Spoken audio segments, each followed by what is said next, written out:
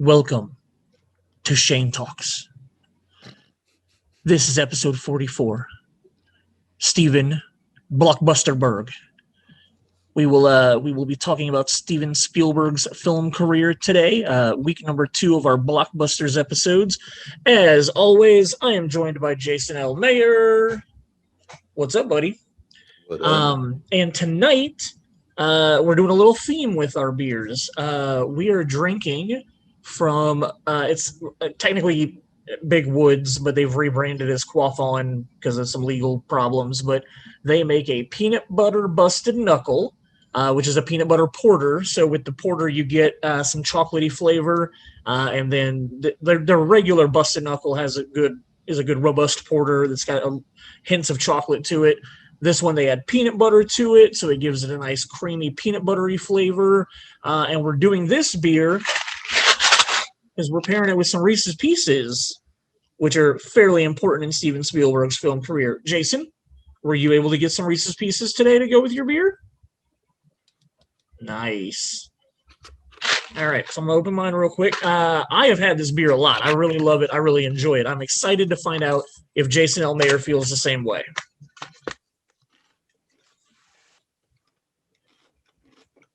Cheers, man. Here's Steven Spielberg's career.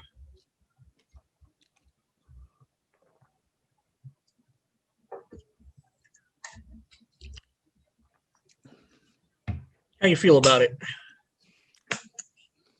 That is an interesting. I don't know if it's because I put the Reese's Pieces in my mouth right before I did that. Okay. Or what, but it's a pretty solid beer. Yeah, it's really tasty. Not a big porter guy, so yeah, it's absolutely delicious. One thing that I like to do with this beer, they also have their blonde ale is called 6 Foot Blonde, but then in the summer they do a version of it called 6 Foot Strawberry Blonde, which is a strawberry blonde ale. Yeah. I like to mix the two of them together, and it's called a peanut butter and jelly, and it is amazing. You got a solid peanut butter taste up front. And it finishes with a really sweet. It's strawberry flavored, but it still gives you like a jam jelly type flavor to it, and it's a really tasty beer. And the best part is when you go into any of the Big Woods brew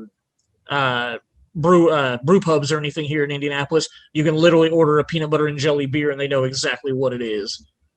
It's super tasty. So good. I'm glad you like the beer. We got some Reese's Pieces to go with it while we talk. And question number 1, did you watch anything this week that you care to talk about? I did. So what did I watch? I watched In the Heights in the theater. Oh, awesome. So, cool. I'm one of those purists who would rather watch it in the theater than watch it on HBO Max at home. And it's definitely got some good stuff about it. I think it was a good movie musical. I don't know if I love the musical so much, but it was really good. It was entertaining enough. Lin-Manuel Miranda, it's kind of interesting because like there's a bunch of people that were in Hamilton that he reuses in this movie. Okay. Did you watch the movie yet? I haven't watched it yet. We haven't found time. We unfortunately got really busy last weekend and just didn't end up. We're going to do it as a family movie night because everybody in my family wants to see it, and like our plans just the last weekend got blown up, and so the 3 of us weren't ever at home at the same time last weekend to watch it. Gotcha. Yeah. So the guy who plays George Washington is in the movie from Hamilton. Is in the movie. The guy who plays his son Philip, and also oh my goodness. It's the other one that ends up in the first act. Anyway, the one who plays Philip is the main character. The original Mimi from Rent is in this. Oh, nice. And a lot of people have seen Jimmy Smits is in it. Cool. Commercials and stuff. And then who else is in this? That I was just like, oh, Mark Anthony's in it. It's just a huge who's who of Latino community actors and actresses. It's just, but a lot of fun, a lot of entertainment. I hope you like it. I mean, if you're not a huge musical fan, I can see why you wouldn't. If you like musicals on kind of just like, oh yeah, I like them, then you probably will like it. If you don't like musicals, skip this. I mean, like I like it, but I like Lin-Manuel Miranda. Sure. So some people don't. Some people just don't get it. For them, like it's weird because when I first saw Hamilton live, I didn't like. I was like, oh, that was fine. But like the more I was like ingesting my thoughts on the whole thing, I feel like the show's a lot better than I was giving it credit for.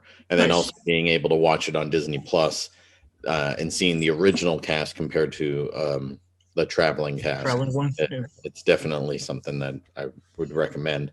The other thing that we haven't talked about is you and I have both watched the Friends reunion. Oh yeah.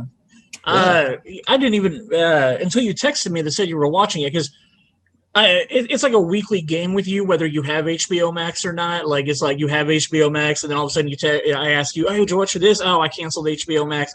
And then like a week or two later, I get a text from you where you're like, "Oh, they have this now, so I'm gonna get HBO Max again." I wasn't sure when the Friends reunion came out where you were on having HBO Max or not, but then I got the text from you where you said that you had watched it, and yeah, we haven't talked about that. I loved it. I teared up a couple of times. I thought it was cool.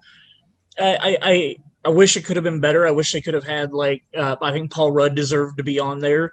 Because like I love Reese Witherspoon, but they had her on there for she did one episode out of 236, whereas Paul Rudd did a season and a half. I would have liked to have seen Cole Sprouse on there since he's kind of popular right now, like with his CW Riverdale stuff and whatnot. I would have liked to see him talk about being a super little kid on the show and how he felt and whatnot. But I really enjoyed the Lady Gaga Smelly Cat stuff. I thought that was really well done. Let's see. Watching them walk around the set and like talk about memories that they had on the set, I thought was really awesome. The updated version of the trivia game that they played was a lot of fun. So overall, like, and again, like I know a lot of people were giving them shit for having James Corden be like the MC on it and whatnot, and I mean, whatever. Like, I have no problems with James Corden. I know I have a few friends that really dislike him for some stuff in his past and whatnot, but I enjoy his talk show. I enjoy the movies I've seen him in. I don't really have anything against him. So could they have found a better host? Probably. But it is what it is. So your thoughts on it? Really, really enjoyed the behind the scenes stuff that they were talking about. Sure. The fact that the tension or the wanting and the wanting of Ross and Rachel was basically the wanting of Jennifer and David Schwimmer is just like crazy to me. I never knew that. I never would have guessed that. It makes perfect sense. So it was one of those moments when that happened. I was like, oh my gosh, that's amazing. Like, I don't know. It just took it to a different level. I thought that was great. And then hearing the story about Joey dislocating his arm, like it's totally reminiscent of when we were making movies and, I dove headfirst into the corner of a wall. So like, I totally understood where he was coming from. So, yeah, just one of those moments of, I thought Tom Selleck coming back was kind of fun. Yep. I wish I would have seen a little bit more of him because I think like for sure, just a little bit more commentary from him or something would have been great. But overall, lots of fun. Well, and it was nice that they got Tom Lennon on there for that quick gag with Joey, like his hand twin and whatnot. But again, like Tom Lennon was in one episode and they brought him on there. Like I feel like there were other people that were around. I mean, Aisha Tyler was on, half a season. Like they should have brought her on. Like, I don't know. And, who knows? As a producer, perhaps people were off filming stuff and not available to even do a Zoom thing. I don't really believe that with the way Zoom is right now. Like, I feel like they could have at least gotten some recorded messages from some of these other people. And I've seen the producers try to defend it where they're like, oh, we can't have a reunion that's just all about the guest stars on the show. But you picked some really shitty guest stars to be the ones you decided to bring on, in my opinion. Yeah, but at least they brought in Richard and Janice. So Yeah. And But and you even know, that, like, it was awesome to see Janice in there, but she barely got, like, she got 45 seconds to a minute of time on in this whole thing. yeah, but do we really want, like you said though, like, do we want a reunion of the six of them? That's just nothing but gobbled up time by the guest star. I guess. I did. The other story that I really loved was finding out, as much of a Friends fan as I am, I never knew that the Monica and Chandler hooking up in London was only supposed to be them hooking up in London, and they had planned to just make it like the butt of a joke for the rest of the show, where like they would always just mention the fact that they hooked up once or whatever, but they said that the audience reaction was so loud that they looked at each other and they were like, there might be something with keeping them together. So like I really loved that story and thought that was cool that it was never actually supposed to be as big as it was. Uh, So yeah, I didn't now watch anything. on What's up? Steven Spielberg, right? We are going to talk about Steven Spielberg. As we discussed last week, for anybody that didn't listen last week, there's two major release time periods for films. You got your summer blockbusters. Excuse me. Oh, excuse me again. You get your summer blockbusters, and you have your winter attempts for Oscar buzz and stuff like that. Literally, almost all of Steven Spielberg's careers falls into those two windows. We are going to skip Duel and the Sugarland Express, which were his first two feature films he did. I've never seen the Sugarland Express, and I watched Duel 22 years ago, and honestly don't remember it at all. Right when you and I were starting to get into our filmmaking and whatnot, like I had a time period where I wanted to watch the first films by a bunch of like big directors and whatnot. So I watched that. I'm pretty sure I got it from Zach at the VH1 video. Literally don't remember it at all. East Side. Have you seen either one of them, Duel or Sugarland Express? Have not. Cool. I So know Duel was a TV movie, if I'm remembering correctly, originally. yeah, I think you're right about that. So, So the other interesting thing that we're going to talk about when we go through this with Steven Spielberg is 5 different times, 5 different years, he had a release in the summer and the winter. And that's pretty much unheard of. Like you don't have very many times that one director has 2 movies come out in a year, let alone 2 movies that come out like at the 2 biggest time periods, the summer and the winter. So like the fact that he's done it 5 times is pretty ridiculous, and it's going to be interesting to look at every year that happens. It was 89, 93, 97, 02, and 05. And then the other crazy thing that he did that I didn't realize until today, yesterday, I guess, in 2011, he had 2 winter releases that came out 4 days apart. yeah, but like one of those, and we'll get into it when we get to there. There's a reason why those were released only 4 days apart. 4 days apart. Yeah, we can talk about it when we get down there.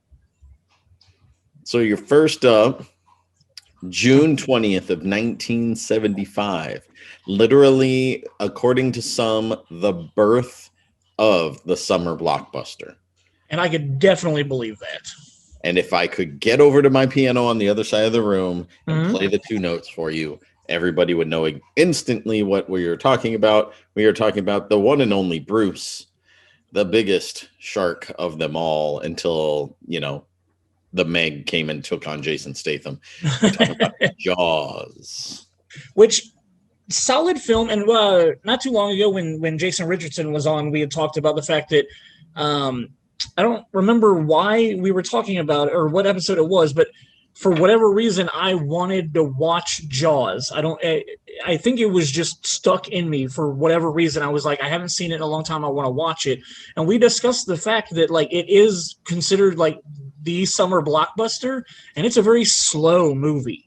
Oh, it is. Like, it's not what a summer blockbuster is now, but that like doesn't diminish anything from it because the character development and like the Quint's story that he tells about the Indianapolis, like it's literally just like a 5-minute story, but it's so enthralling because it's touching on the emotions of the other 2 characters in that scene, like validating like how the ocean is a deadly place to be, and like just it's a really good movie. But when I watched it I guess it was like 2 months ago, it just doesn't feel like a summer blockbuster anymore. But again, like, not that makes it a bad movie. It's just so different what a blockbuster was back in the 70s.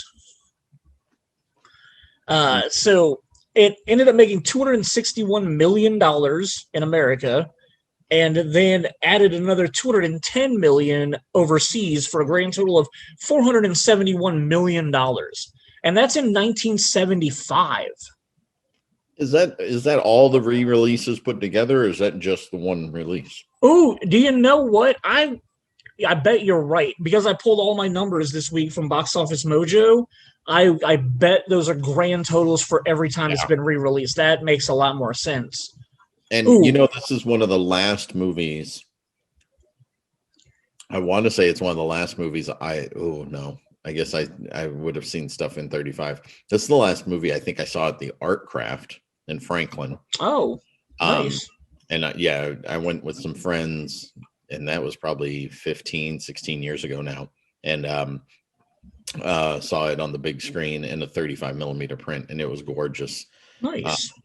Shout out to Steve Blair, who takes care of the projectors down there and shows most of their 35 millimeter films. And but yeah, he fantastic. I'm so glad that I saw it in 35. I'd never seen it on the big screen before, and made that attempt, and was glad that I did. So yeah, I've never seen that movie on the big screen. But yeah, so his third official feature film that he directed was huge. Like, literally, like, scared people out of the water for an entire summer because of shark attacks and whatnot.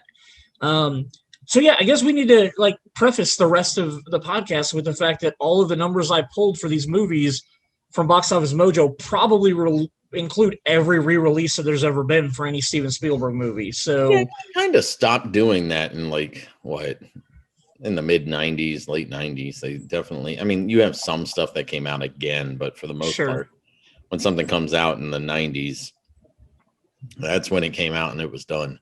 Yeah. So some of these numbers that we're going to talk about might be a little more inflated than what they actually were, at the time of the release. And the other thing that we need to address is the fact that this week we have decided to break it up we are starting with all of his summer releases. We're going to look through every summer release that he's had, and then we will his summer blockbusters. A lot of them are action movies, adventure movies, stuff like that.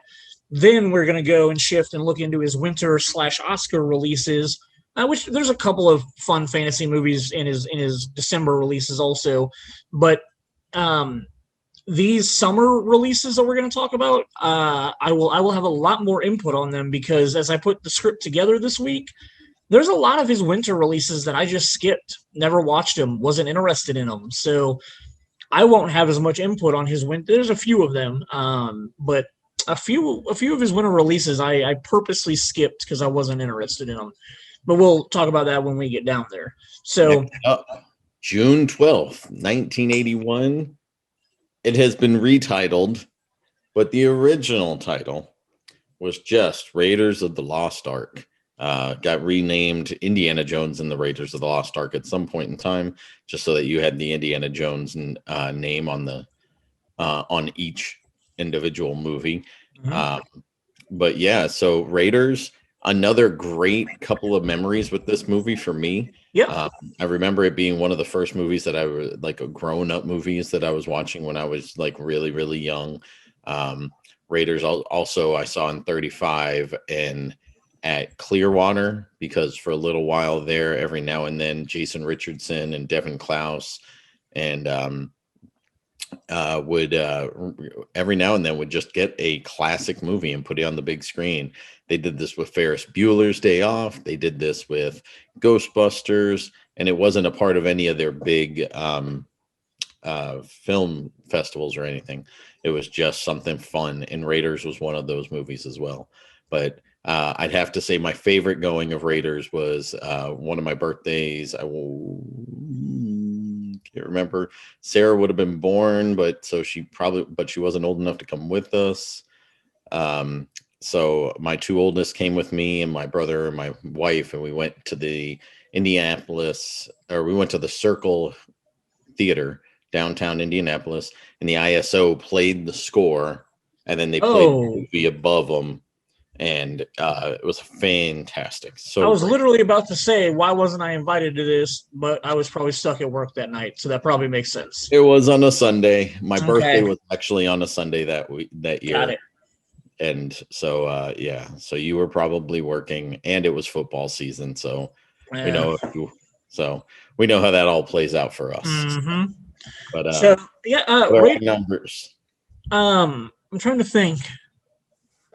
It might be blasphemy, but I think Raiders is my least favorite. Well, I mean, I'm counting the real trilogy here. I'm Yeah, not counting the fourth one, but of the three original trilogies, it's probably my third favorite. Like I like Temple of Doom first, and then Last Crusade, and then this one. Yeah, I need to I watch don't them know all why. again, but I think Last Crusade is my least favorite, and for the most part, It it's has just Sean Connery in it. I understand, and I love Sean Connery, and he's fantastic in the role, but it almost becomes George Lucas slapstick esque by that point, where and it's There almost was probably the most comedy out of those three in that one for sure. I'll give you that. well, and that's kind of like the beginning of the writing that ends up becoming problematic for me. I can Uh, see that. where accidents constantly save people from getting out of troubled situations, and I can't even remember who said the quote, but it was like what was it, you write them out, you you write your characters out of bad situations, you don't just let accidents happen, or something along those lines, Okay. where like it's just lazy writing if you just let something magically happen that ends up freeing them or getting them out of trouble. All um right. so like ever since I read that, and I've watched Last Crusade since then, I've just been like, oh, because there's so many points in that movie where like accidents just happen to let them go Okay. every Okay. time. So it's kind of All like right. Jar Jar when he does the whole juggling and he accidentally Yeah. throws the grenade and blows up that one trooper that ends up crashing the Yeah. All tank. Yeah. right. I get you. So Raiders, as of now, the grand totals were domestically 248, so a little bit less than Jaws, and worldwide a little 980 million less than Jaws. It did 390 million total everywhere. Still very solid numbers that not very many movies nowadays hit. Like so, still still a very decent amount of money for Raiders of the Lost Ark. I would say the next movie, June 11th of 1982, is probably what the majority of people love about Steven Spielberg, and that's E.T. Um, that's why we're eating Reese's Pieces tonight. Um, as a kid, obviously, I was always big into aliens. I liked E.T. a lot when I was growing up. I had a crush on Drew Barrymore. That crush came back in Scream. Made me a lot of there was a lot of her like '90s rom coms that she did. The one with Chris O'Donnell, I can't remember what it was called. Was I can't remember what it's called. But anyway, always had a crush on Drew Barrymore, and I think it stemmed from seeing her as a child in ET. Um, just a fun movie. I'm here. I 100% will only watch it if it's not the Steven Spielberg re-edit of it where he took all of the guns out of the movie.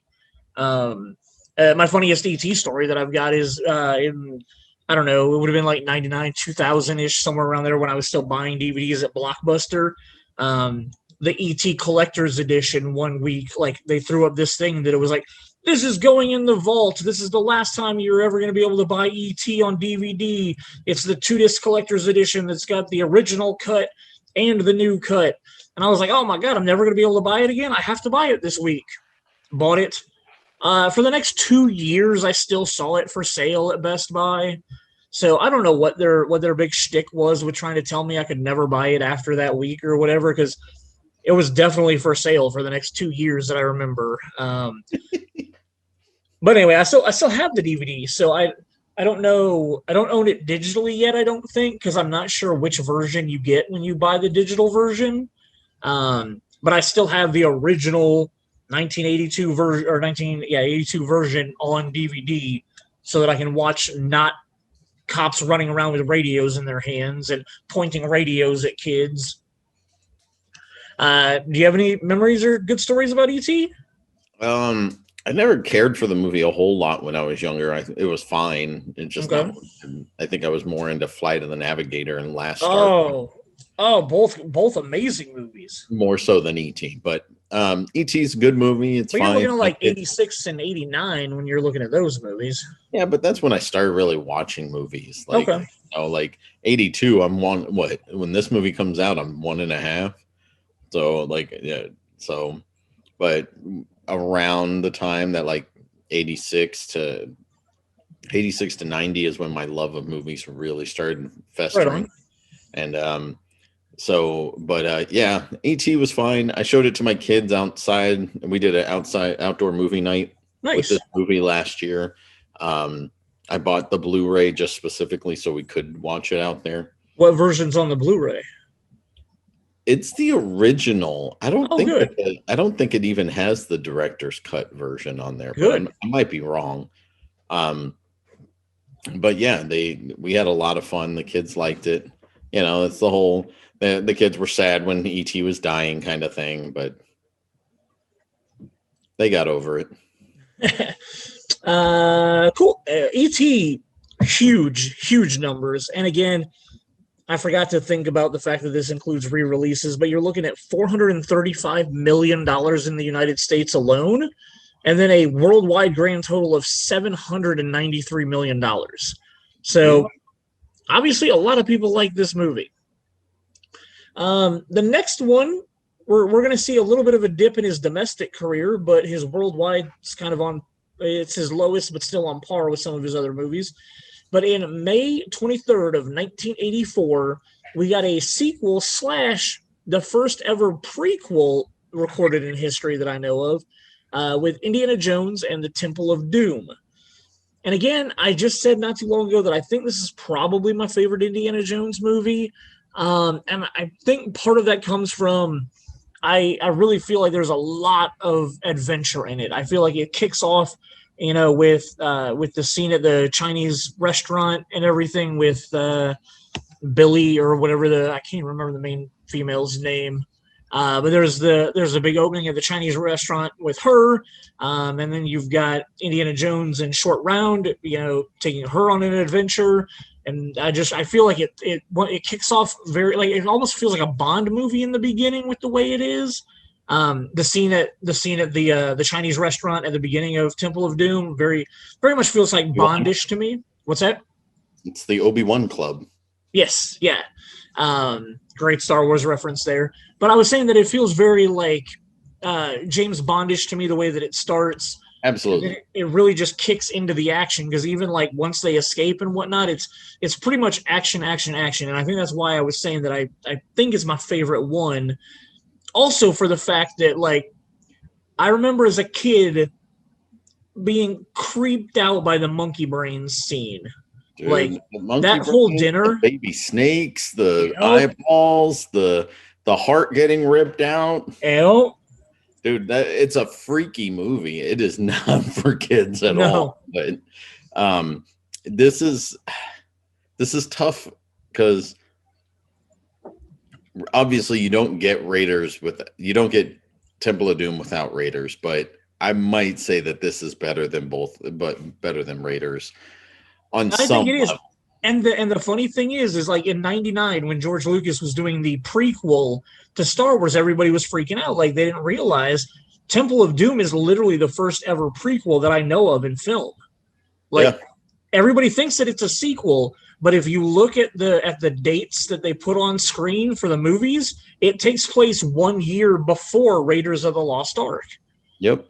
And like I think that's really cool that like Lucas and Spielberg had that idea and concept in place of like sort of non-linear storytelling with characters that like I don't know why they did it. I don't really understand the reasoning behind it. Like there was no reason why it had to be something that came before Raiders. but like it's just interesting. Like storyline wise, it doesn't matter either way. There's nothing in either one of the movies that has to be before or after the other one. You know what's interesting is I want to say Lucas and him, before they made Raiders of the Lost Ark, went on a vacation together to celebrate Jaws and celebrate Star Wars. Okay. They were on a vacation together and they were just bouncing ideas back and forth. And at one point they talked about they wanted to, Spielberg said he wanted to do a James Bond kind of movie. Okay. And he was like, we could do something like that where it's spies and it's this cool stuff and he's a cool guy and everything else. But then George Lucas was like, but do you remember those serials that we used to watch every Saturday growing up? Like whether it was like Westerns and stuff like that. So they kind of just like blended it all together to make Indiana Jones. Okay. And so the beginning of this movie makes a whole lot of sense when you think about it in that aspect. Because you're absolutely right. It feels James Bond-esque at the beginning. And so what I meant to mention this while we were talking about Raiders was that this character was obviously the inspiration for Rick in The Mummy. And like, oh sure, like this whole like the feel of The Mummy is very Raiders-esque. Oh, I could definitely agree with see that. Indiana Jones being in that role instead of Rick. Yeah. And but I thought the first Mummy was fantastic. I love that movie. One of my favorite action movies, like to the action comedies. Like I love the cast, I love the story, I love the first Mummy movie. But it totally feels like an Indiana Jones movie, and it very well could have been. For sure. What year was the Mummy released in again? I always forget. Never forget that. Oh, was that released in 1999? Yes, it was. Yes, the Mummy was released in 1999. That's why it's so good. So that was 1984. As far as his summer blockbusters go, we got a 5-year gap until 1989. And he follows it up with another Indiana Jones movie, The Last Crusade, which I know we briefly touched on a second ago, but bringing in Sean Connery, the whole like Nazi World War II stuff that was going on at the time, like I really enjoyed it. I like the mysticism of the night at the end. I really enjoy the Holy Grail. Like I was 9 when I saw the movie, and it's one of those movies that like sticks with me. Like I love River Phoenix in the opening. I love the "It belongs in a museum" line. Obviously it jumps around in time, which I love. Like, you know, the opening jumps ahead in time.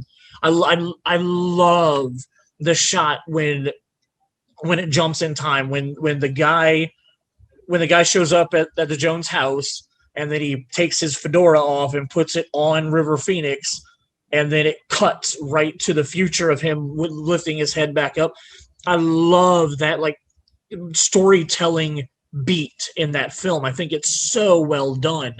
And then it's the, "It belongs in a museum" line, and you realize, dude, he hasn't given up on this artifact in 40 fucking years, 30 years or whatever it was that the jump was. Really enjoy that opening storytelling. I love the mysticism of the night at the end. Like, obviously, well, it's not as ridiculous as Kingdom of the Crystal Skull, but it's, fantasy that you've got this knight who's lived for thousands of years protecting the Holy Grail. Yeah, but there's a difference between like the mystic arts and like the complete science fiction that the fourth one is. Sure. Like, I don't feel like they're one and the same. Not in the Indiana Jones universe anyway, not like they are in the MCU. Sure. But like it definitely felt like Raiders, especially being the arc, and the second one being the life-sucking, soul-sucking thing that Temple of Doom is. Yep. And this one, it just kind of feels right with like mystic arts. Whereas like then when they went with that fourth one, man, it felt like they jumped the shark there during the entire movie. Oh yeah. Going with like going with alien science fiction instead of mysticism, and Yeah. it didn't work for me at all. Well, and even like the third act, I love the fact that you're given a villain who then shoots his dad, and that forces Indy's hand to be like, you have to go do what I want you to do if you want to save your dad. Like, if you tell me to fuck off, your dad's gonna die. Well, and what's interesting to me about that is I always wondered how the guy got there. Well, okay, yeah, You know that's what I you're mean? not Because like wrong. Yes, Indiana Jones had to do the yes, tests, yep, and then all of a sudden after he talking to the knight, he like turns around and they're right there, and it's like, yeah, yeah. I won't so argue with you about they that. jumped on all the stones to get across and spelled his name correctly, even though there were big holes in the ground. Which also brings up the point that is there like a back door that once you get to the night you can like slip back to the front easily? Because Indy's like running back with the water, and he's like Yep, he wouldn't have been able to jump over all those holes while holding a like right, suspension of disbelief. It's for something sure. that they always count on, the speed of. So we will address this later in the episode, but I just want to bring up 1989. His winter release was the movie Always. So the same year as The Last Crusade, which was, what do we say, May 24th. In December, he released the movie Always, which we'll talk about later. After The Last Crusade, there's a 4-year summer gap, and then it is literally probably most definitely my favorite Steven Spielberg directed film. I read the book for a class project in my 7th grade year. The movie came out a couple of days after my 13th birthday. I absolutely love Jurassic Park. It was released on June 11th of 1993. Like I said, just a couple of days after my 13th birthday. My parents, for part of my birthday party, took me and a couple of my friends to what ended up becoming the Castleton Arts movie theater. But in 93, they were still showing mainstream movies, the 4, 5, 6. Yep. So they took me to that theater to watch the movie. Like 2 or 3 of my friends came with us.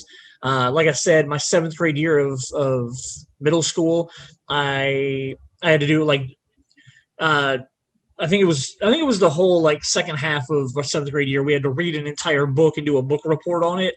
And I had picked Jurassic Park as my book because I was really, really excited for the movie. So, book obviously way better than the movie, but the movie is still really damn good. And to this day, I can put this movie on at any time and just watch the whole thing. I love the whole movie. Forgot to mention it. Indiana Jones and the Last Crusade saw that at the Glendale 456. Oh, nice. Yep. So, which no longer exists. And that building was torn down after being a Sears home store for a while. Yeah. But same here, Jurassic Park. I saw it on June 10th. Oh, you lucky little bitch. There was a 10 p.m. showing or a midnight showing. I can't remember. It might have been 10 p.m. Maybe it was the midnight. Whatever the case, saw it in theater number 4 or theater number 5 at what was Castleton Arts. It was the first movie that they had put DTS in at that building for. They had turned up the bass so loud that while I was watching the movie, the ceiling tiles inside the auditorium were shaking so much because of the bass that like dust was coming down from the ceiling. So like literally it was like boom and like just little bits of dust coming down. And so you could see the dust in the projector light. I was kind of close to the front, to be honest. Oh, okay. I want to say I was easily in the first 10 rows. And I have to say that is in my top 4 movie-going experiences of my life. Was it sold out, I assume? Oh, it was. It was. Nice. I want to say, and that's tough, man. Like, so my top 3 are all in that building. Okay. So the first one is like the top 3. It's hard for me to interchange them, but Okay. Jurassic Park on the first screening I ever saw, the opening night. Then I also we watched Friday the 13th Part 3 in 3D in that building. And that would have been the red blue 3D, right? Yeah, you were there for those. I was there. When we did those for Castleton Arts special showings. That was amazing, especially with the crowd. And then my other one, the same room, was our Concert Date premiere. So, which is easily in my top 3. And then my 4th one is Scream 2 when I saw it at Eastgate with a sold out crowd. Being in the east side of Indianapolis while watching that movie was truly an experience. So I wasn't too far away on the Scream 2. I ended up I didn't get to go on Friday night. I went on Saturday night of opening weekend, but I went to the Lowe's Cherry Tree that was right down the street on Washington Street. And I agree, it was the right neighborhood for that movie. It was a lot of fun. But Jurassic Park, as much as I loved the book, it was probably my first moment as a 13-year-old learning about the shift from a novel to a film and what does and doesn't translate. And because I don't know if I'd ever read a book and loved it so much that I went to the movie so excited. And again, like, I love the movie. In no way do I not love the movie, but there's so many things from the book that got left out that obviously I was disappointed about. I was really high off reading the book for my project that I did for school. And then, like, I go and I'm like, wait, they cut this out? Wait, why isn't this in there? The island doesn't blow up at the end? Like, what's going on? Like, why didn't they do these things? And, looking back now as somebody who has, been a part of the film industry as much as I have, I realize, why would they blow the island up? They're going to want to do a sequel. Like, it's sad that a lot of the things that I really missed from the first book or from the book that didn't make the first movie, they just stole it from the first book and put it into the second movie. Like the Tyrannosaurus Rex scene under the waterfall. That's in the second movie, but that is flat out of the first book. So it was very interesting. Was that the third movie or the second movie? What's that? Compies. The little girl. Oh, yeah. The little girl in the Compies. That's in the third movie. That's the opening scene of the third movie. That's the opening of the first book. So, one of the other things that I wish we would have seen, but we never got the chance to with this series, was one of my favorite parts of the book. The third thing was or the other third part of the from the third movie was the pterodactyl dome. Oh, yep. That was in the first book. The book that they put in the third movie. But in the book, they talk about the velociraptors jumping like 20 feet to get on top of, like, to get over fences and things like that. And that, I don't think ever made it into any of the books or into any of the movies. Yeah, they kind of jump pretty high though. As far as that, but one of my favorites, reading it and visualizing it, because while reading it, was they're in a raft on a river trying to get away from the T-Rex, and the T-Rex got into the river, and his nose and his eyes are up above the water, kind of like a crocodile or an alligator, and he's running across the ground of the river, at the bottom of the river, trying to catch them. Mm-hmm.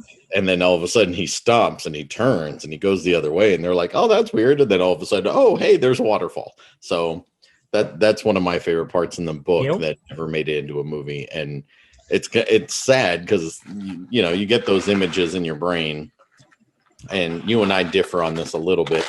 I'd much rather watch the movie first and then not be disappointed when I watch the movie, and then read the book and be like, oh, that would have been so cool. That's the way I experienced Jurassic Park. So, and I understand that, but let me ask you this: have you read Ready Player One yet? The book. I own it and I've started it, but I have not. No. Exactly. So my point being is like, you don't have any interest in reading the book because you already know, like, the movie story of it. No. I do have interest. I mean, I've read Jurassic Park. I just haven't found the time to do Ready Player One yet. I want to read a book because I don't have the movie yet, so I can read the book, the original source material, and I can make the picture in my head. Like, that's what I love about books, is like when I read Jurassic Park, I told the story in my head and I knew what I wanted Jurassic Park to be. So then, yes, I'm a little disappointed in the movie from that aspect, but again, I still love the movie for what it is. But when you watch a movie first, like Ready Player One, you've already seen the movie, you've seen what Steven Spielberg thinks Ready Player One is. So when you're reading the book, you're seeing his vision in your reading because you've already seen it visually. Yeah, but my issue with that is I've done it both ways. Okay. Where I've read the book before the movie, and because I did that with Lost World. I love Jurassic Park so much that I went and bought the book. I read the book after I saw the movie, and then when Lost World got released, I read that book before the movie came out.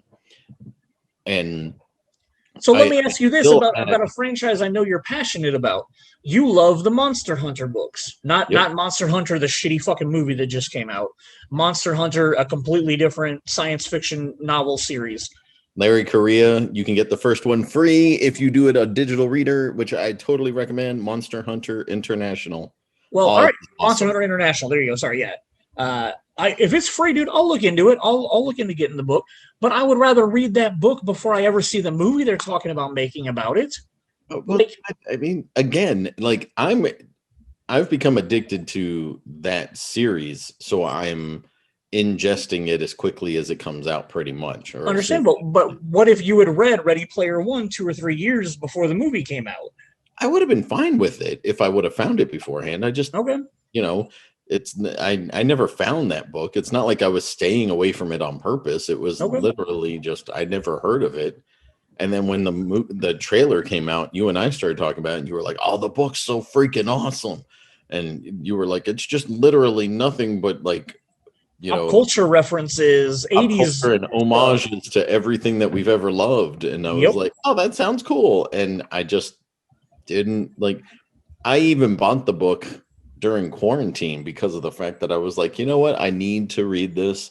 It's something I'd like to read. I'd like to see the better references than what happened in the movie. But it just didn't happen yet. And I understand cutting stuff for a movie.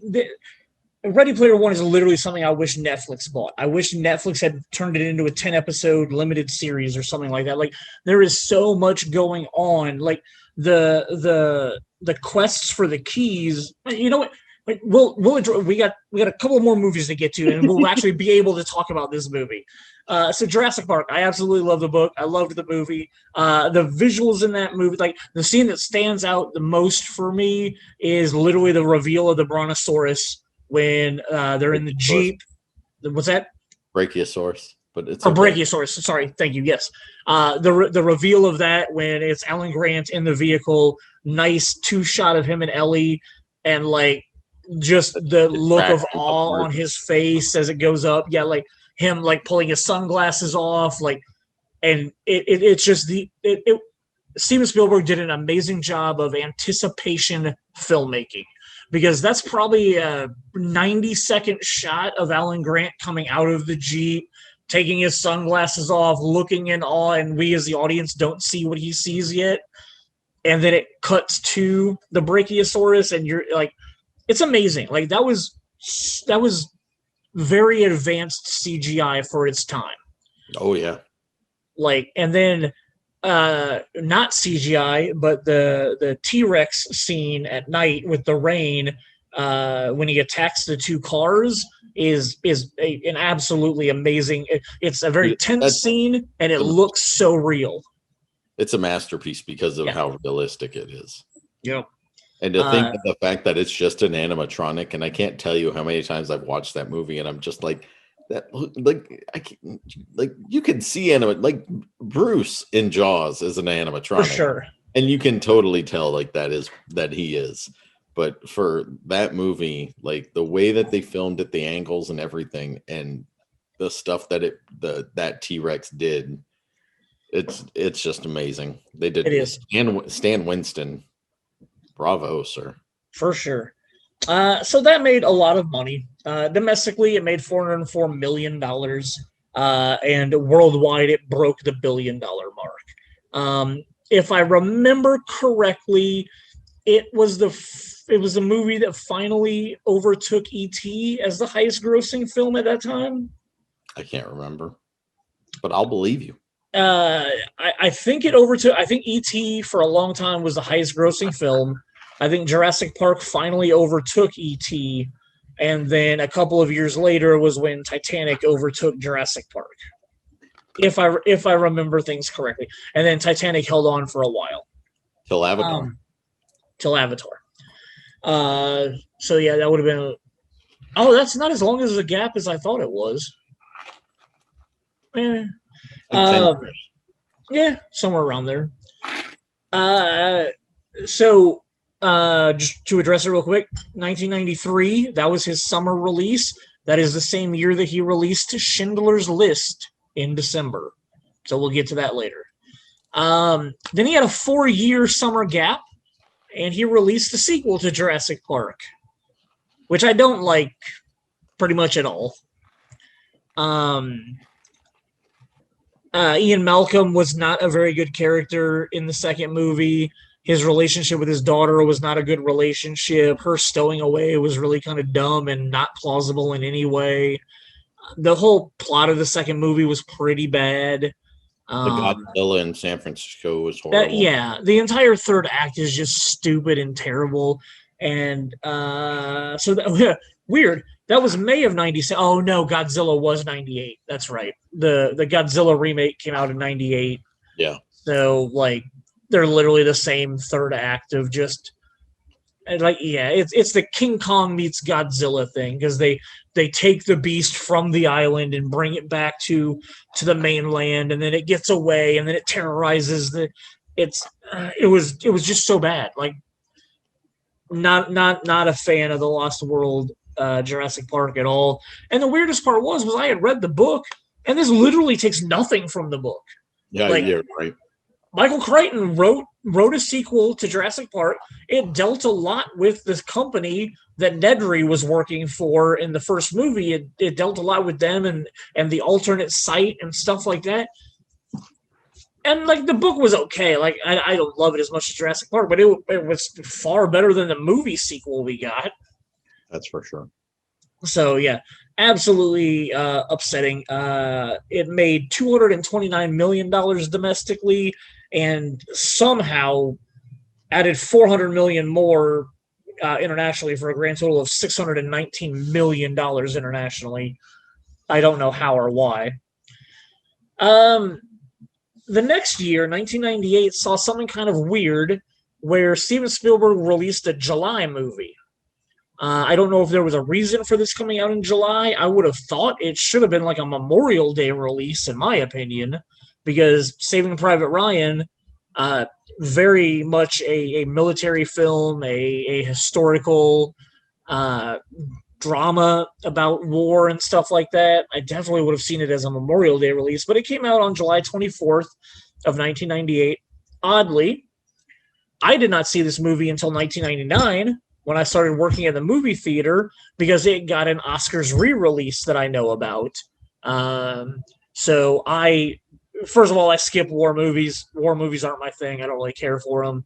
But in 1999, I was working at a movie theater, and I literally watched everything, no matter what it was. So at some point, I ended up watching the re-release of Saving Private Ryan, and it's actually a really good movie. And not only is it a good movie, it's got an amazing cast of people who last like, a minute on screen, but like people like Adam Baldwin and Vin Diesel and isn't Malcolm Reynolds in this? Is it Nathan Fillion in this first scene? Like, there's a lot of people that have like 1 minute of screen time in Saving Private Ryan, and it's really cool when you rewatch it and you're like, there's Adam Baldwin, there's Vin Diesel, there's Malcolm Reynolds getting shot in the head. Like, it's fun for that, but as much as I don't really like war movies, I didn't dislike Saving Private Ryan, but it's also not something it's not something I ever am in the mood to put on. The beginning of this movie is crazy intense. It's the D-Day landing, and it's the most realistic and gruesome thing probably that I can imagine for a war film to Sure. have pulled off. And he did some stuff with the camera work and things like that that put you right there, and it was shaking. Like yeah, it was a crazy beginning of that movie. The opening is weird for me for the fact that my grandfather was there at Normandy as a medic. So he was the opening scene never really, that's not him. But like after that's all done and you see the next wave of boats come in and it's all doctors coming off and pulling people's bodies and whatnot. Like that was my grandfather that did that. So that's kind of why that opening, like you were saying, like it's really powerful, but it was one of those things where I was like, in my mind, one of those actors was literally playing my grandfather because he was there that day. Yeah, and it's tough to watch too. Like it's For sure. It's a rough sequence, but he did it as beautifully as he could to portray how crazy and chaotic it was, I would imagine. I mean, dude, when the thing drops down and all of a sudden just bullets are hitting the first round of guys, like, yeah, I can't even imagine being in a war like that. And then the other part of this movie is the third act of where they have the standoff with the bridge. Yep. That's an intense sequence as well. So the amount of people that are in this movie, like you said, all the different actors. Tom Hanks is easily one of my favorite actors of all time, and the fact that he's in it and does an amazing job. So yeah, it's a tough movie to watch, but for really sure, well done. $217 million domestically, ended up doing 482, so basically doubling its international gross. Kind of in the middle of the movies we talked about so far, but definitely shows that like people cared internationally about that story as well. It wasn't just like, for America's sake. His next one is one of the bigger duds on his list. Well, and it's a dud because it's not his. That's true. So June 29th of 2001 was AI, artificial intelligence, and discuss what you mean by it wasn't his.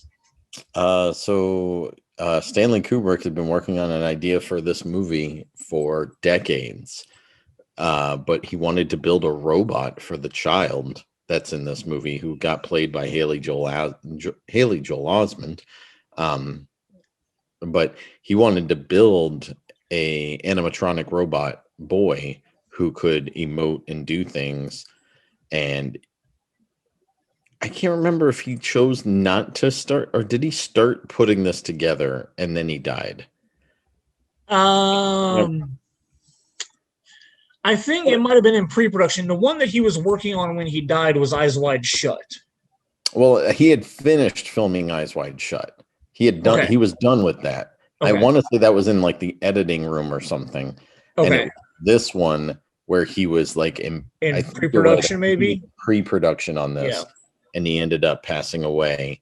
And Steven Spielberg apparently is one of his best friends, yep. And ended up taking on the mantle to try and do this movie. Haley Joel Osment is the little kid. His kind of like handler through the movie is Jude Law.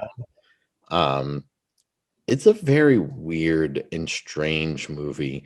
I remember watching it and thinking, like, feeling like I could tell where Steven Spielberg was making the movie compared to Stanley Kubrick. Okay. There were certain aspects where I was like, oh, like if Stanley Kubrick made this movie, this part wouldn't be in here. Or it would have been filmed completely different because it would have been tone-wise, it would have been different. Steven Spielberg, especially by this point, maybe Saving Private Ryan broke him, but he always seemed to have a touch of like optimism to almost all of his work. Okay. No. Mm-hmm. There was hardly anything that he made that was a downer ever by this point. But yeah, yeah, I don't care for it. I watched it once in the theater. I've never seen it ever again. Yeah. I think I've seen it twice. I saw it once in the theater. I'm pretty sure it was at my point in life where I bought every DVD that came out every single week. So I think I did watch it once on DVD. Pretty sure I don't own it on DVD anymore. I don't remember where it would be back there, so I don't think I owned it on DVD anymore. But it was pretty low grossing for him. $79 million in the U.S. and only $219 million worldwide. So, or I'm sorry, $236 million worldwide. So one of his absolute lowest budget. What's that? That did not make back its budget. Not at all. It was so heavy CGI for 2001 that, I mean, yeah, I said 236 total. I would probably put the budget at 200 and some $million for how much CGI there was. Probably it might have been like 180, but yeah, it was definitely high. So, the next movie I really wanted to like, and I don't dislike it, but it's based on a Philip K. Dick story, and I'm a really big Philip K. Dick fan, so this didn't live up to what I wanted from it. Minority Report was him and Tom Cruise getting together for a movie. It's not bad, but it's also really not very good. Oh, I so disagree. It's such a fantastic film for me. Like Colin Farrell is the highlight of the movie. Like, not even the main character. Like, no, Colin Farrell is so good. He's good in it, but I don't think he's the highlight. Tom Cruise did some great actual acting in this movie. I thought the premise of it was really kind of cool. Something that we're probably not far from dealing with nowadays with analytics and the way things happen. But Minority Report I thought, it comes out June 21st, 2002. Yep. Domestically, we hit 132. Internationally, we hit 358. This is like Steven Spielberg makes a live action anime movie. Like this movie is it's got a lot of good action in it, and intrigue and suspense, a good whodunit kind of thing to it. I really thoroughly enjoy this movie, and like the things that they do with the precogs. Well, the precogs were cool, but like the spider robots. Oh yeah, okay, yeah. And just like the aspects that they use to try and find people while this is going on. I just really thoroughly enjoy Minority Report. Highly recommend it. I kind of recommend it. I kind of like I said, I don't hate the movie, but I don't go out of my way to watch it either. If it's on and something better is on, I'll watch something else. The Russian components, American components, all made in Taiwan. He's in this movie. Peter Stormare. Yeah. 2002, the year we're talking about with Minority Report, is also, excuse me, good Lord, is also the same year that he released Catch Me If You Can. So we will discuss that in a little bit. 2004. This is a really weird one. This, to me, when I was doing the script writing and all my research for this week, when I came across The Terminal, I said, "Oh, that was a December release. That was him trying to get an Oscar movie out there." I in no way understand releasing Terminal on June 18th of 2004. And that's probably a crime against humanity, because it probably would have done double the business if it was a Christmas release. Easy. For sure. Like Tom Hanks, Catherine Zeta-Jones. This movie was very weird and interesting. It's about a guy whose country dissolves while he's in the air, and so when he lands, his passport's not even valid, and he kind of gets stuck at an airport. Denver? Is it Denver Airport? I can't remember what airport, or maybe it's Dulles. I thought it was a bigger city like DC or somewhere. It might be DC, but I thought it was Denver. I might be wrong. Whatever the case, his country dissolves and he's not allowed to like leave the airport, and and it's based on a true story. But yeah, so Terminal. Oh no, he's at JFK. He's stuck in JFK. Oh, okay. 78 million domestically, 219 internationally. So it's on the low end for Spielberg, but it's it's a light-hearted drama, I guess Yeah, is the best way to say that. Because and it's I not. like it. I remember liking it a lot. Like I thought it was a good movie, but at the same time, when I saw that was the next on the list, I said, "Oh, that was obviously a December release." No, it's not. Like, yeah, I agree. I think it would have done way better if it had been like an Oscar attempt or something like that. Like this is not a summer release in any way. His next three movies are all crap for me. I agree. Well, I don't hate the BFG very much, but let's address that the next year in 2005, he did War of the Worlds, an attempt to redo the big who's the guy I'm thinking of? Orson Welles. Orson Welles, thank you. The big Orson Welles to do War of the Worlds, and it was fucking miserable. That was the 2005, summer. What was his winter release that year that you Munich. Okay. So War of the 2005 it was Worlds. this and War of the Worlds in Munich. So Tom Cruise comes back and he hangs out with Steven Spielberg. They make War of the Worlds, which is just as bad as the re-release of Day the Earth Stood Still with Keanu Reeves. But Man. apparently people in the area liked it and people abroad loved it because at 234 here domestically, 604 internationally. I can tell you I hated this movie the Agreed. moment I watched it.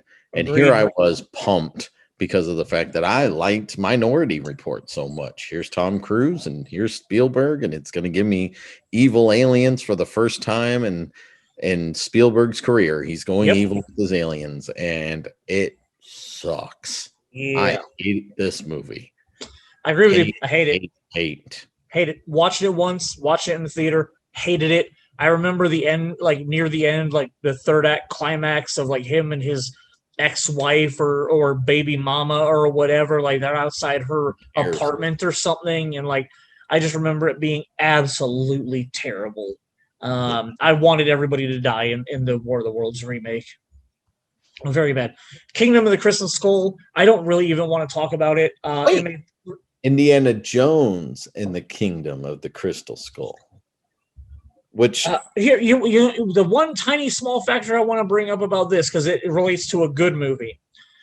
So you know the opening scene where he ends up getting into a refrigerator and it gets blown up and like he goes flying in the refrigerator. Wait. It gets blown, like the fake city he's in gets hit by a nuclear bomb. Mm-hmm. And then he goes flying through the air inside this lead lined refrigerator. He lands and survives. Yep. Do you know where that comes from? No.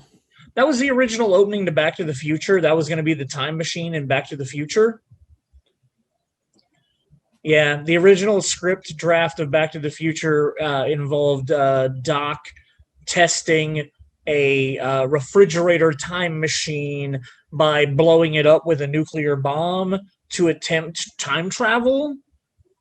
They later settled on a DeLorean, which was a far better choice. But for whatever reason, Spielberg, the producer on Back to the Future, he just held that nugget in his head and decided to throw it into the Kingdom of the Crystal Skull. I don't know why. I don't know how. I mean, I know how, but he fucking wrote it into oblivion. But yeah, so that opening of the Kingdom of the Crystal Skull connects to a really good movie called Back to the Future that if you haven't seen Back to the Future, you should definitely watch because it does not involve time-traveling refrigerators. Their reasoning was they didn't want kids to actually put themselves in refrigerators thinking they could travel through time, which was smart. Let's put it in a DeLorean instead. Like, I'm all about that. So yeah. So that really shitty opening to this really shitty movie came from a really good movie's first draft of their script. Kingdom of the Crystal Skull made $317 million. How? And then domestically, everybody else in the rest of the world doubled that at $791 million for this terrible piece of shit. That, like, I love aliens. I love Indiana Jones. Those are two things that should go really well together with me, right? Shia LaBeouf swinging from trees like a monkey? No. Shia LaBeouf working with Steven Spielberg because of Transformers? No. Shia LaBeouf somehow being first of all, let's give him a fake name. Like, how many times have movies done that? Let's give him a fake name to not explain that he's actually Indiana Jones' son until the third act, which is dumb. I've said a lot of negative stuff, and your face just wants me to keep going with more negative about this movie. What the fuck, man? Seriously, what the fuck? Who the hell ever thought that? Yep. How? How was this made? Who fucking read this script and was... Time machine I want to shoot myself with, first of all. Second of all, this movie makes no sense, does not feel like it's in the same universe at all. Shia LaBeouf swinging, like you said. Shia LaBeouf, 1 foot in a Nazi vehicle and a Russian vehicle and 1 foot in an American vehicle, and nobody decides to get closer or farther. It makes no freaking sense whatsoever. This whole movie is shit from beginning to end. My wife had never seen a single Indiana Jones movie. Please tell me this wasn't her first. When I knew this was coming out, I was so excited for this movie that I went out and I bought the original trilogy. And we sat down and we watched all 3 movies within like a week and a half or 2 weeks. Thank God. Just to prepare for this film. And I feel like I robbed her of her soul. No, because you gave her those 3 first. So no. For this 2 hours, I feel like I robbed her of her soul. This was the shittiest. This is definitely my least favorite Spielberg movie. Of everything we've talked about so far, I 100% agree. Because while War of the Worlds was absolute piss, sure, you are not raping my childhood. 100% agree with that statement. So yeah, that was May 22nd of 2008 that the Kingdom of the Crystal Skull came out. He waited 8 years. That's how much remorse he had over that piece of shit that he gave us. That he waited 8 years to adapt a children's book. Which I feel like I'm. Was it Randall from the animated series? Give me back my $10. Yes. Yep. They were doing that to George Lucas because of Phantom Menace in the animated series. So, but yeah, so 8 years later, Spielberg adapted a kid's book, which my wife and stepdaughter love this book. So the 3 of us went and watched this movie together, and we all were pretty much in agreement that. And I think I don't hate this movie, but this movie is very blah to me. I thought it was very, very dull. I thought it was very boring. It had moments that I liked. I remember being like, oh, that's really cool. But overall, I felt like the ending the third act dragged on forever. And I didn't really care for the resolution of it. But the BFG came out on July 1st. His first ever July release. Big fucking gun? I always thought it was Big Fucking Giant, but apparently it's a Big Friendly Giant. I thought it was Big Fucking Gun, like from Doom. Yeah, in most nerd cultures, that's what it stands for. Oh, okay. So you're right about that, but apparently this was also a children's book a long, long time ago, before us, that there was a Big Friendly Giant. And for whatever reason, Spielberg turned it into a movie. And like I said, I don't hate the movie, but I'm not interested in ever watching it again. And I thought that it was very blah. It was not fun. It was not exciting in any way. It had a couple of moments that I thought were cool, but it was just Spielberg just fucking around with more CGI stuff. And it is what it is. $55 million in America, which is easily his lowest. Like I said, it's his first ever July release ever, and it is his lowest release domestically. Internationally, it made another $150 million for a grand total of $195 million. I think it's a French book. I can't say that for sure, but I think like the original printing of BFG was like a French book or something. So it might have been a more popular thing over in Europe. Maybe that's why it made so much money. Still not a fan of it. So let's jump ahead 2 years to March 29th. Again, so later in Spielberg's career, he's shipped like a lot of his early stuff was June or Memorial Weekend. His first July release was the BFG, and then he has a March release of Ready Player One. And if I remember right, that was supposed to be a June or July release that they bumped up. Maybe I'm wrong about that, but I don't know. I don't feel like March 29th was the original release date for this movie.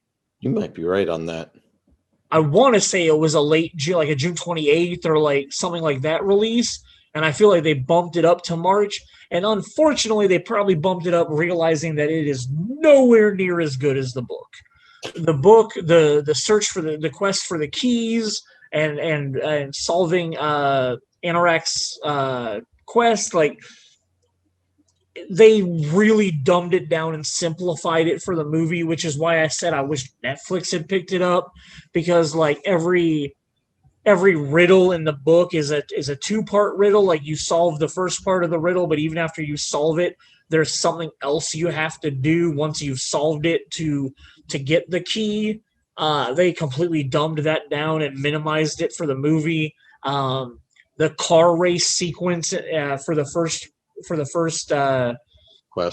first quest is not in the book at all. The first quest is far more intricate and a lot better developed in the book, because like I said, once you solve the riddle, you still have to go and do something else after you solve the riddle, and they just completely wiped that out. And again, I understand cutting it down for a 2-hour movie, but the things that they cut out of the book were just very upsetting and depressing to me, because like it's such a rich testament to growing up in the 80s and stuff like that, and loving arcade machines and loving just like war games. In the movie, they do where you have to repeat The Shining, and that's fine. Like it worked well for visually doing The Shining in the movie, but in the book he has to relive war games, and part of the quest is reliving war games verbatim, word for word, how the movie plays out. So there's chapters where he goes through war games and he fucks something up, and he has to start the entire war games movie over again. Like it was a lot more fun than just the sequence that we get in the ballroom for The Shining. I don't dislike Ready Player One. I own it. I own multiple versions of it.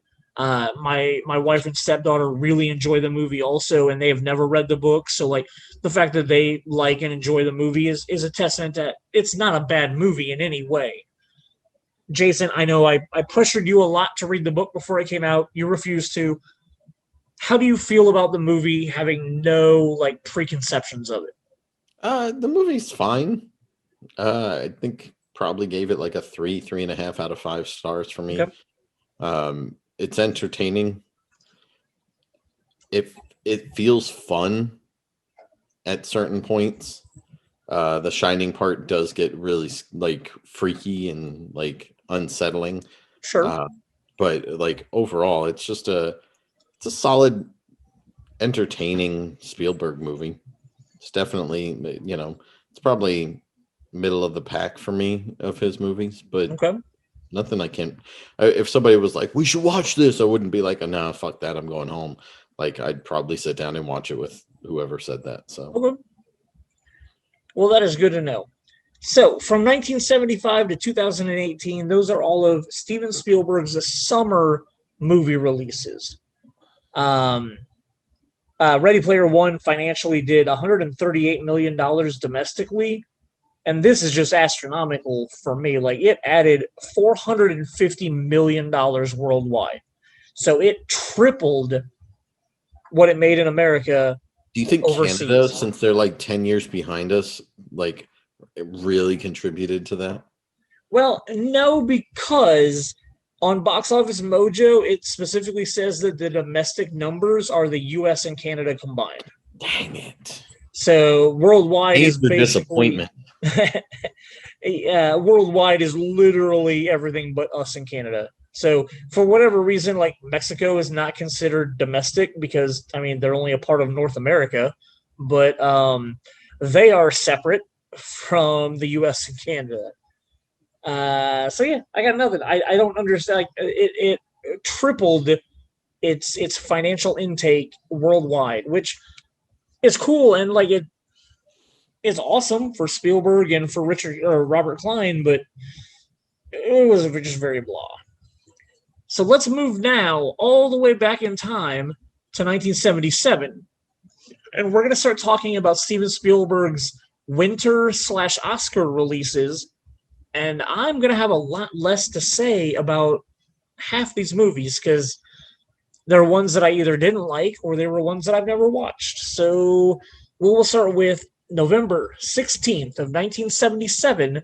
He released Close Encounters of the Third Kind, which I have seen. I love. I've seen it multiple times. I've seen it in the theater. I've seen the director's cut of it. I've seen multiple different versions of the movie. They're all In the fine. Dave Lichty cut. I have not seen the Dave Lichty cut. Yeah, you did. If you watched it, Essence and Arts, you watched the Dave Lichty cut. Oh, so apparently I watched the Dave Lichty cut of Castleton Arts. I don't remember that, but I cut out an entire sequence out, like the Columbia 75th anniversary run. This was one of the movies, and he instructed me to cut out an entire scene from the movie. Is that the scene with the kids in the bathroom? Yes. Yeah. How did I know that's what Dave Lichty would want cut out of the movie? Yeah, he had me cut that entire sequence out, and I was like, Dave, should we be cutting into this film if we don't have to? And he was like, this shouldn't even be in this movie. Okay, so now I understand why you said that I saw the Dave Lichty cut. I do remember watching it at Castleton Arts. I'd obviously seen it on home video and stuff before that. I don't know if back then I knew that Dave had you cut that out. But so now I see why you say that. And we showed this movie at our theater 2 or 3 years ago. Yeah, it was its 35th anniversary. 35th anniversary? Okay. I remember watching it then. I don't remember what I don't remember if it was a director's cut or I know that controversial kids in the bathroom scene was in the version that we watched and whatnot. But like I like the movie. Again, like I'm an Alien person overall. I know the third act, I feel like the version that we watched had some extra stuff in it, the going like boarding the alien ship type stuff and whatnot. It's fine. I have no idea which version of the movie I like. Like I said, I've seen probably like 6 fucking cuts of this movie. It's like Blade Runner. Yeah, for sure. But it plays. I like Close Encounters. It's a very slow-paced movie, but I feel like it builds up to some good stuff. I like the different stories that come intertwining and whatnot. So overall, I like the movie. I don't love it. I don't live or die by it. Like I said, I've seen multiple versions that I don't know which one I watched at what time, but still a very good story no matter what version you watch. You say that, and you made your comment earlier that you didn't see much of these. Mm-hmm.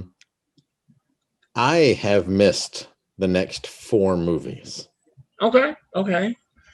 So December 14th of 1979 was 1941.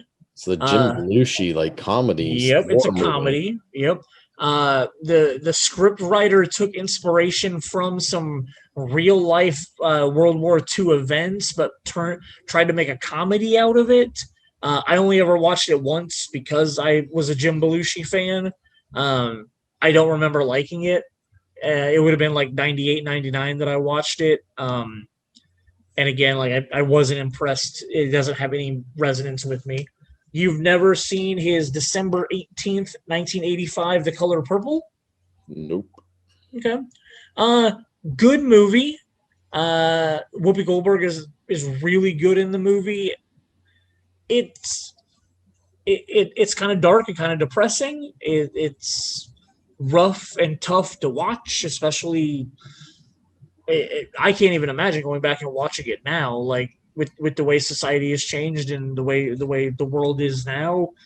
That's got to be super rough to go back and watch. I remember really liking the movie, but it's also one I've maybe seen twice in my life. I honestly think I had to watch it in school at one point. I don't remember why or what its importance was for school, but I feel like I watched it once, and then for whatever reason in high school I had to watch it a second time. But again, I don't remember why.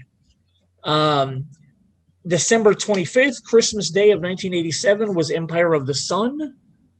You didn't watch that one either? Isn't that like a Chinese or an Asian movie? Sort of. Like, I think it's like a rich white kid that gets abandoned in Asia or something. Oh, I thought it had something to do with like a reincarnated soul or something. I forget. I think I've seen this movie. I won't swear by it, but if it is what I remember, Empire of the Sun. Uh, I know what the box art looks like from seeing it in the video for store sure. sometimes. Oh, yeah, this is Christian Bale and John Malkovich. The film tells the story of Jim Graham, a young boy who goes from living in a wealthy British family in Shanghai to becoming a prisoner of war in a Japanese internment camp in World War II. So the rich white kid part I had right, and it was one of Christian Bale's first movies. Um, I don't remember if I liked it or not. That's the thing. Like I know I've seen this movie, but it was over 30 years ago. It's been overwritten in my brain, so I can't remember if I like it or not. It did not do well for Steven Spielberg, making $22 million in the U.S., and it does not appear that it ever got a worldwide release.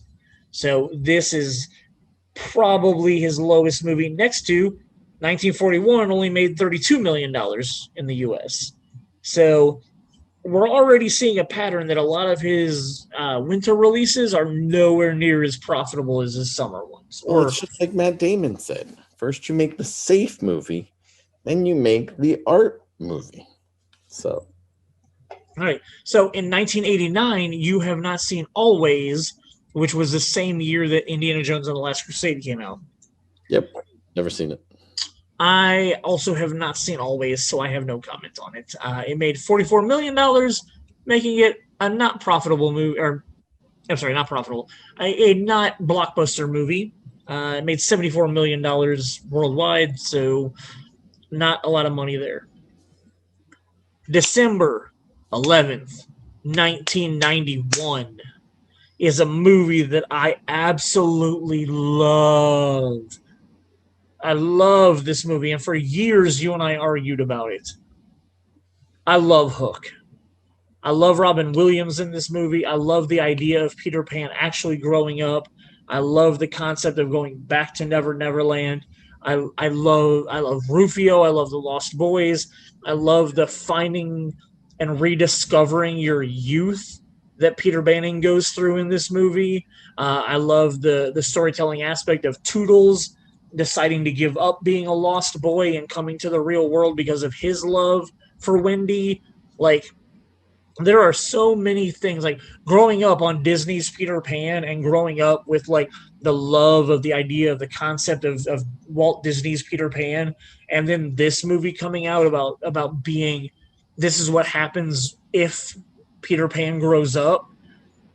I as a 11-year-old kid, like, that blew my mind. Like, Peter Pan grew up, goes back to Never Neverland because James Hook steals his children, and then Dustin Hoffman is phenomenal as Hook in this movie. Who plays Shmi? Who was that? Bob Hoskins plays Smee. He does a great job in that movie. Literally, like, the first fight between Hook and Pan, well, Hook and Peter Banning is just hilarious for me. Like, there are so many things that I love about this movie, and the childhood and the gold sword, and just the food fight scene more than anything is just like that moment where Peter Banning finally embraces his Peter Pan side of his ego and can see all of the food. It's just amazing storytelling, in my opinion. I've ranted and raved about the movie, and I know that you, for a long time, were not a fan of it, but you might have turned a little bit in the last year or two. Um, I really disliked this movie for a very long time. But because of you and our friend Matt Wolf, I ended up showing it to my kids. And I liked it more now as an adult than I did when I was younger and watched it. And I love Peter Pan. Peter Pan's easily in my top 3 Disney movies of all time. So watching Robin this, Hood, Peter Pan, The Great Mouse Detective. those are my top 3, of old school Disney. And then and I mean, Finding Neverland is one of my favorite movies. The Finding Neverland musical is amazing. If you've never listened to that, but like Finding Neverland, I definitely recommend it. So yeah, this one was one of those movies where I was just like, it kind of sucks. And then watching it more recently, I've lessened my hatred for it. It's fine. That's all I ask. I have an autographed picture from Rufio from Dante Bosco is going to be here in Indianapolis. Do you just want mine? I'll give it to you. I mean, I'm not going to say no to that, but he's going to be here for one of our Comic Cons this year. Yeah, like, dude, I'm never going to hang it up. It's not something like it's nothing near and dear to my heart. I bought a geek box that was like you guarantee a autograph in every single box, and Hook was one of the 3 properties for the month that I got that time. And have you done any? I remember you telling me about that when you got it. Have you done any more, or did you just do the 1 box? I think I did 3. Okay. I did one that had an Infinity War box in it. Oh, cool. And I ended up getting an autographed pop of Rescue. Oh, who's it autographed? Is it autographed by Gwyneth Paltrow? No, it's autographed by their daughter in it. Oh. Yeah. Okay. Because apparently she becomes Rescue at some point. Okay, that makes sense. But yeah. Okay. So the little girl who played Tony Stark's daughter in the movie autographed a pop figure of Rescue. So. And then what was your 3rd box? Would you get anything cool in that one? Oh, you would ask me that. Well, that's fine if you don't know. We can move on. I can't remember what it was. I know I got 2. I want to say I got 3. Nice. But I don't remember what the 3rd autographed item was. Look, the most important thing is the fact that you don't hate Hook anymore, and that you found your marbles, because obviously for a long fucking time you lost your marbles. Hook made $120 million in the United States. Which was a big movie at that point. It was, but that's kind of a blah number when you look at it now. Well, yeah. 301 million worldwide is an okay number. That's another, 180 million worldwide. And what was a movie ticket in 1991? Like $4 at night. And there's probably not been very many Hook re-releases because I would have gone to any of them I knew about. I'm sure it's played the Artcraft. The Artcraft played it last year, and either last year or earlier this year. The Artcraft has played it within the last calendar year, and I did not go to it, and it made me mad. For shame. I feel like someone else was going on that day. It might have been 2 weeks ago. I don't know, maybe. December 15th of 1993 was Schindler's List. A movie I've only ever watched once because I was so fucking depressed by this movie. I never wanted to watch it again. I love Liam Neeson and Ralph Fiennes. Zero interest in ever watching this movie again. They did a great job. The story was good. The use of red was good. Like, still no interest in ever watching it again. It was rough. Right there with you. Never interested in watching it again. But This was due to the questionnaire that Troy gave us, the Hurwitz. The Hurwitz questionnaire, yep. This is the movie that made me think that movies could be art. I'm right there with you, though. It's a tough watch. I don't need to see it again. I think we watched this in school, our freshman year, sophomore year. I think it was our freshman year. It was tough for me to watch then. So, well, it is weird that you say that. I don't think I watched it twice. I know I saw it in theaters. I know I saw it when it came out. But you saying that almost makes me think I may have watched it a second time and didn't really realize it. Like, because I think we did watch it in school, because that would have been the year after our it came out a year before our freshman year, so it would have been on VHS for us to have watched while we were freshmen. I almost think you might be right. I may have watched it twice that I don't remember doing. And that was the same year. That was the same year as Jurassic Park. So, like, literally in the spring, he knocked it out of the park and made one of the earliest, best CGI films that cinema had ever seen, and then followed it up with one of the most heartbreaking, depressing black and white movies that cinema has ever seen. And we followed it up in December 10th of 1997 with Amistad, which I have never seen. Djimon Hounessi is, I believe, the star of that movie. First movie he ever did, I believe, too. I think you're right about that. This was also the same year as The Lost World Jurassic Park. So I definitely put Amistad as the better movie between the two of them. Only watched it once, watched it in the theaters. Again,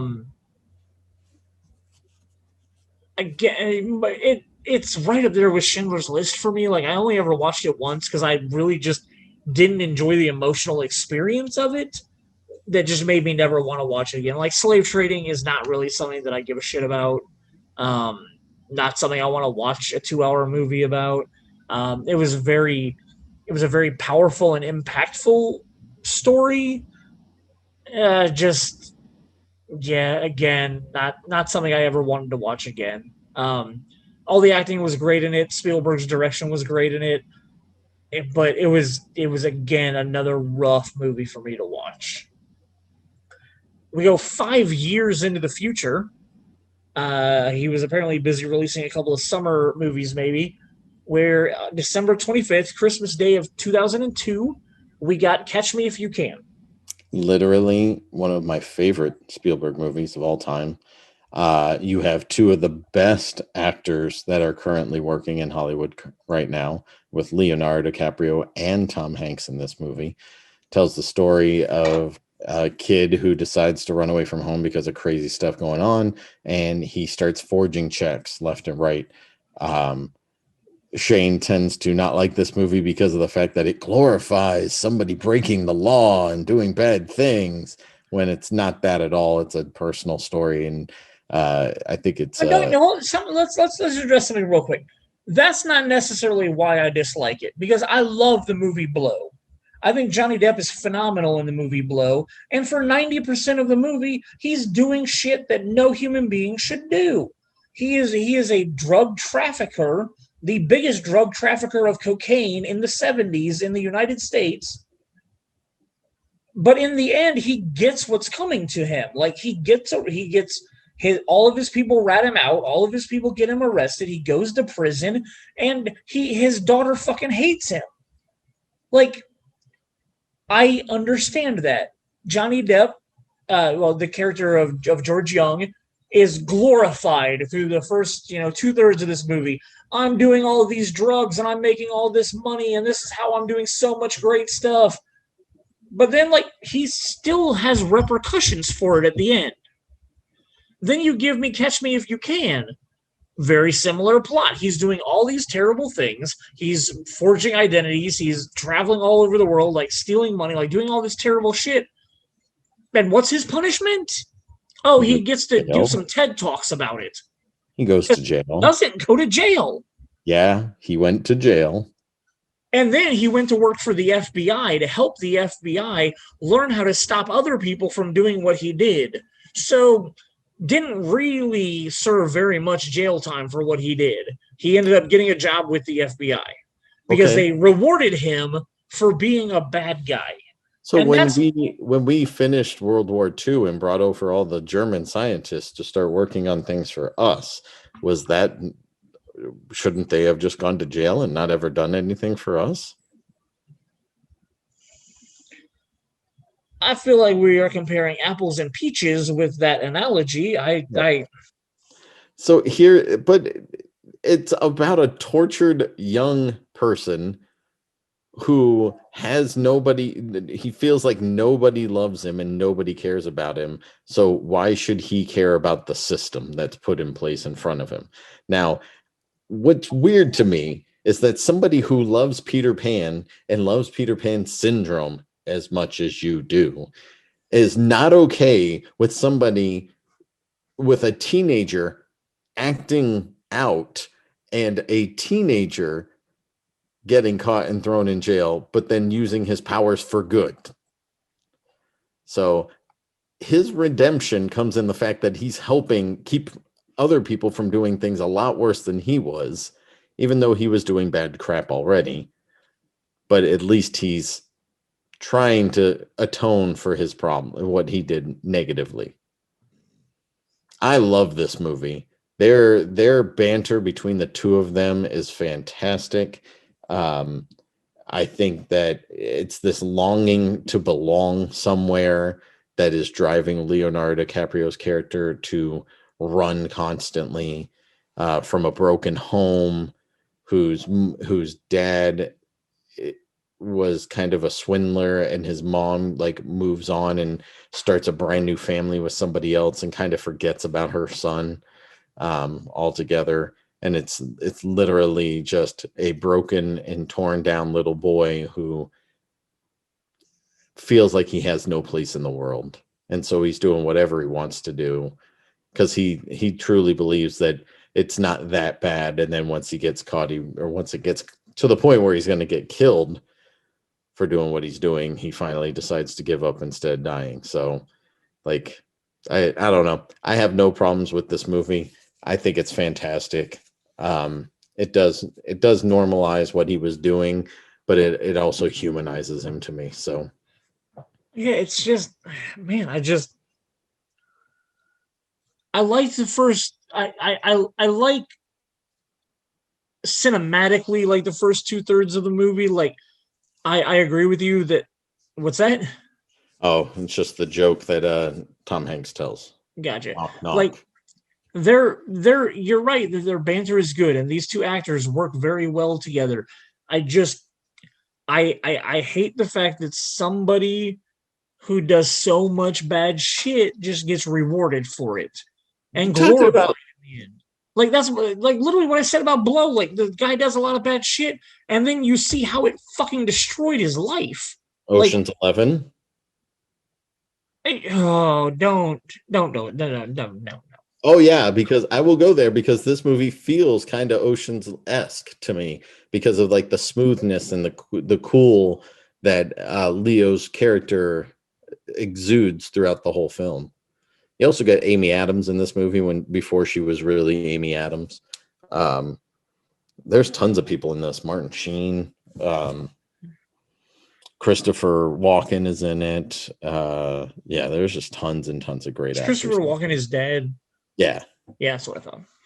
And I mean, like, a lot of people are on your side. $165 million domestically, $352 million worldwide. Like, a lot of people love this movie. And I would consider watching it again because, again, I don't hate the whole movie. I just hate how in the third act, it glorifies, like, he gets caught and just decides that, like, when we're done recording, I'm going to look up how much actual jail time he served because I don't feel like it was that much. I feel like he immediately went to work for the FBI because he was like, oh, look, here's the deal that I'm going to strike with you. I don't want to do any jail time, and I'm going to teach you how people do what I do to, like, get out of serving any jail time. and I could be wrong, but I feel like that's the deal that he made before he turned himself in. I don't know for a fact. Okay. So a lot of people like that movie. In 2005, his Steven Spielberg's summer release was War of the Worlds, piece of shit that we talked about earlier. And then in December 23rd, he released Munich, um, which is a fine movie. It's not good or bad. It's blah. Really well made, but I Yeah, was the subject matter was just kind of the execution of it wasn't the best. I agree. It had some scenes that were interesting to see how he portrayed them and had them play out, but overall, like the movie's not that good. There's nothing amazing about it for me. And apparently the viewers felt the same way. And again, like if anybody that knows me, I'm not a big biopics fan. So anything that's a biopic, not really something I care about very much, and this falls in that category. The movie was blah to me. It made $47 million in America, and it made $131 million worldwide. So not really something that a lot of people cared about. We now get 6 years later, 2011 is the year that we talked about at the beginning of this podcast. Steven Spielberg released two movies within 4 days of each other. December 21st of 2011 saw the release of The Adventures of Tintin, which was based on a Swiss comic. It's a European comic. I can't remember what country it originated in, but it was based on a comic strip that came out of Europe. And then also on Christmas Day, 4 days later, War Horse was released. So Jason, based on a play, which was based on a play. I feel like at the beginning of the episode, you felt like you very much knew what went on with these two movies. So enlighten me, because I'm not sure. well, I won't know for a fact, but I mean, Okay. Adventures of Tintin is one of those movies that was shot kind of like Polar Express, where they filmed it with real people and then like digitally overlaid Okay, yeah. the CGI on top of them to make it into an animated film. And him and Peter Jackson worked on this for years and years and years. And so I'm imagining that what most likely happened was, hey, we have it, it's finished, let's release it. And he also was making War Horse by the point, like, and I think he probably just finished them both kind of close. And War Horse is definitely a Christmas kind of film. Okay. Whereas, and I think Adventures of Tintin was just like the timing of it was probably right on point. Well, so let's real quick. Let's jump back and look at all these real quick. Always was a winter release with Indiana Jones. Indiana Jones probably needed a lot more editing than Always. Always is a pretty basic drama. Jurassic Park had a lot of CGI compared to Schindler's List, which probably didn't have much post production. Like the amount of CGI that had to go into Jurassic Park. Well, no, Tintin. Oh yeah, okay, yeah. Like they probably finished filming that movie 2 or 3 years before it actually got released. Sure. So the year Amistad came out, not a lot of CGI stuff. The Lost World, definitely a lot of CGI, probably. Minority Report had probably a fair amount of CGI compared to Catch Me If You Can. Not a lot of CGI at all. Yep. And then Munich, nothing, and War of the Worlds, super CGI heavy. So he probably shot a lot of his summer releases in his dual years. A lot of his summer releases were probably done 2 to 3 years earlier and just took that long of post production compared to his winter releases, which seemed to be pretty easy to put out. Well, and most of the time, you got to think nowadays, especially that they've gotten so good at like multitasking at different studios, where like Marvel just finished shooting Thor, and it's going to come out next May, I think. Yep. So like they only give themselves a year to do all the CG work that's going to be in a Thor movie. So they like, I thought I read at one point that they usually send out the special effects shots to like 5 or 6 different special effects houses. That and makes sense. And like Industrial Light and Magic's probably like the one that does most of it or something, but like they still have a bunch of other stuff that gets done by different companies. So yeah, makes sense. So, but we also know that that's only ramped up in the last 10, 15, maybe 10 years where they started doing multiple, because most of the time you heard about them going to only one studio or one special effects house to do everything. Yeah. So So 1010 I thought was okay. Didn't love it, didn't hate it. War Horse I never watched because I had zero interest in it. didn't see either one of those and did not see the next one on our Yeah, list. I didn't see Lincoln either. November 9th of 2012 was Lincoln. That biopic, if you know me, biopics are not my thing. It takes a lot to get me to watch a biopic, let alone like a biopic. So Lincoln, when it came out, I felt like I'd seen enough of it. Just reading about it in high school. I've seen Gettysburg. Like, I'm good. I had no interest in Lincoln. You didn't either? No. Nope. Made $182 million, so it It wasn't stayed a, in our building forever too. yeah. Worldwide, 275 million. So obviously it made some money. It was okay. I also did not see Bridge of Spies, which came out October 16th of 2015. Fantastic film. Is it good? Oh man, like yeah, as far it is a biopic Yep. because it's based on a true story. That's why I didn't But watch it. oh man, like the guy who plays the German in the movie, he won an Oscar for it. And I want to say and I know he's been in other things more recently. He like I haven't been into the Oscars for like the last 10 years probably. Sure. But it was one of those I saw your Facebook post this week where halfway through the Oscars you realized it was going on. Oh yeah, totally. Like it was just that moment of like I got on Facebook while we were watching something else on TV, and it was like the Oscar. Like I think it was our boss was talking about how he had hit like 9 out of 10 or something at that point, and I was like, "What is he? Oh my God, the Oscars!" Mark Rylance. Mark Rylance. Okay, I know the name. Yeah, Mark Yeah, Rylance. he was in BFG, Bridge of Spies, Dunkirk, The Trial of the Chicago Seven, Ready Player One. He played a Norak. Oh, he played Anorak. Yeah, okay, yeah. Halliday. He plays Halliday. James Halliday. Yep. Yeah. So he yeah. Yeah. I can't say enough good things about this movie. This was a Nice. movie where I was like, I'll just watch it because it's Spielberg and it's kind of interesting to me. And then I was just so happy that I did watch it. And it was so much better than I ever thought it was going to be. So It's awesome. It made 72 million domestically, almost another 100 for 165 international. Uh, Decent chunk of change. It probably, I would assume it made its budget back with those numbers. I can't imagine that movie was that expensive. 2 years later, on December 22nd of 2017, we got another biopic that I refused to watch. But did you watch The Post?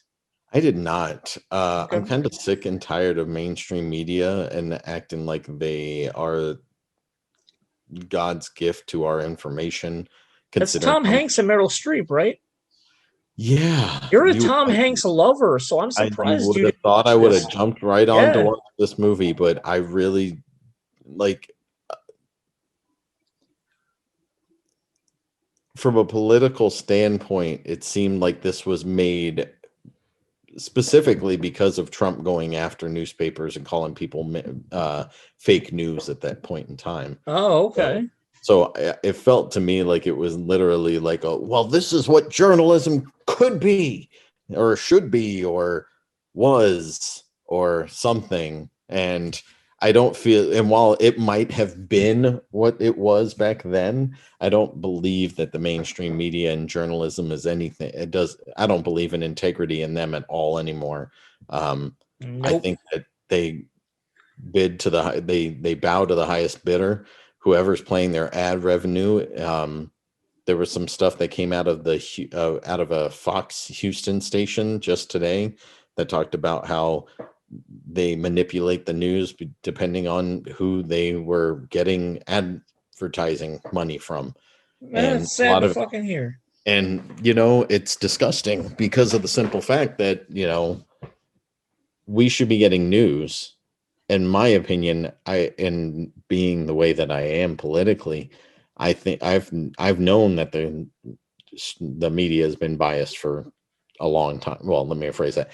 I've been aware that they've been biased for at least 10 years now. Sure. And it definitely seems like it's only getting worse and worse. And Yep. I go to alternative sites and stuff to try and look things up.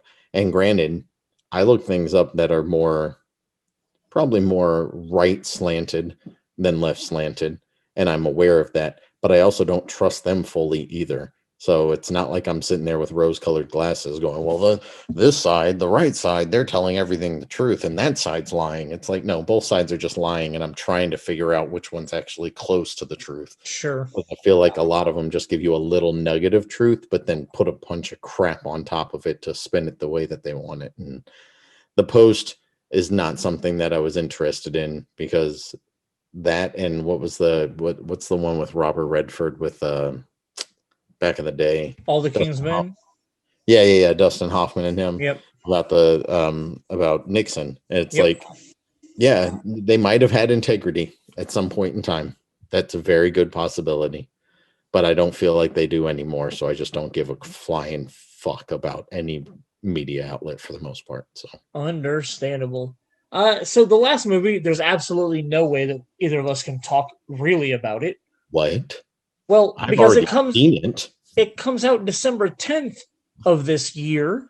It was supposed to come out December 18th of 2020. Obviously, COVID pushed that back an entire year.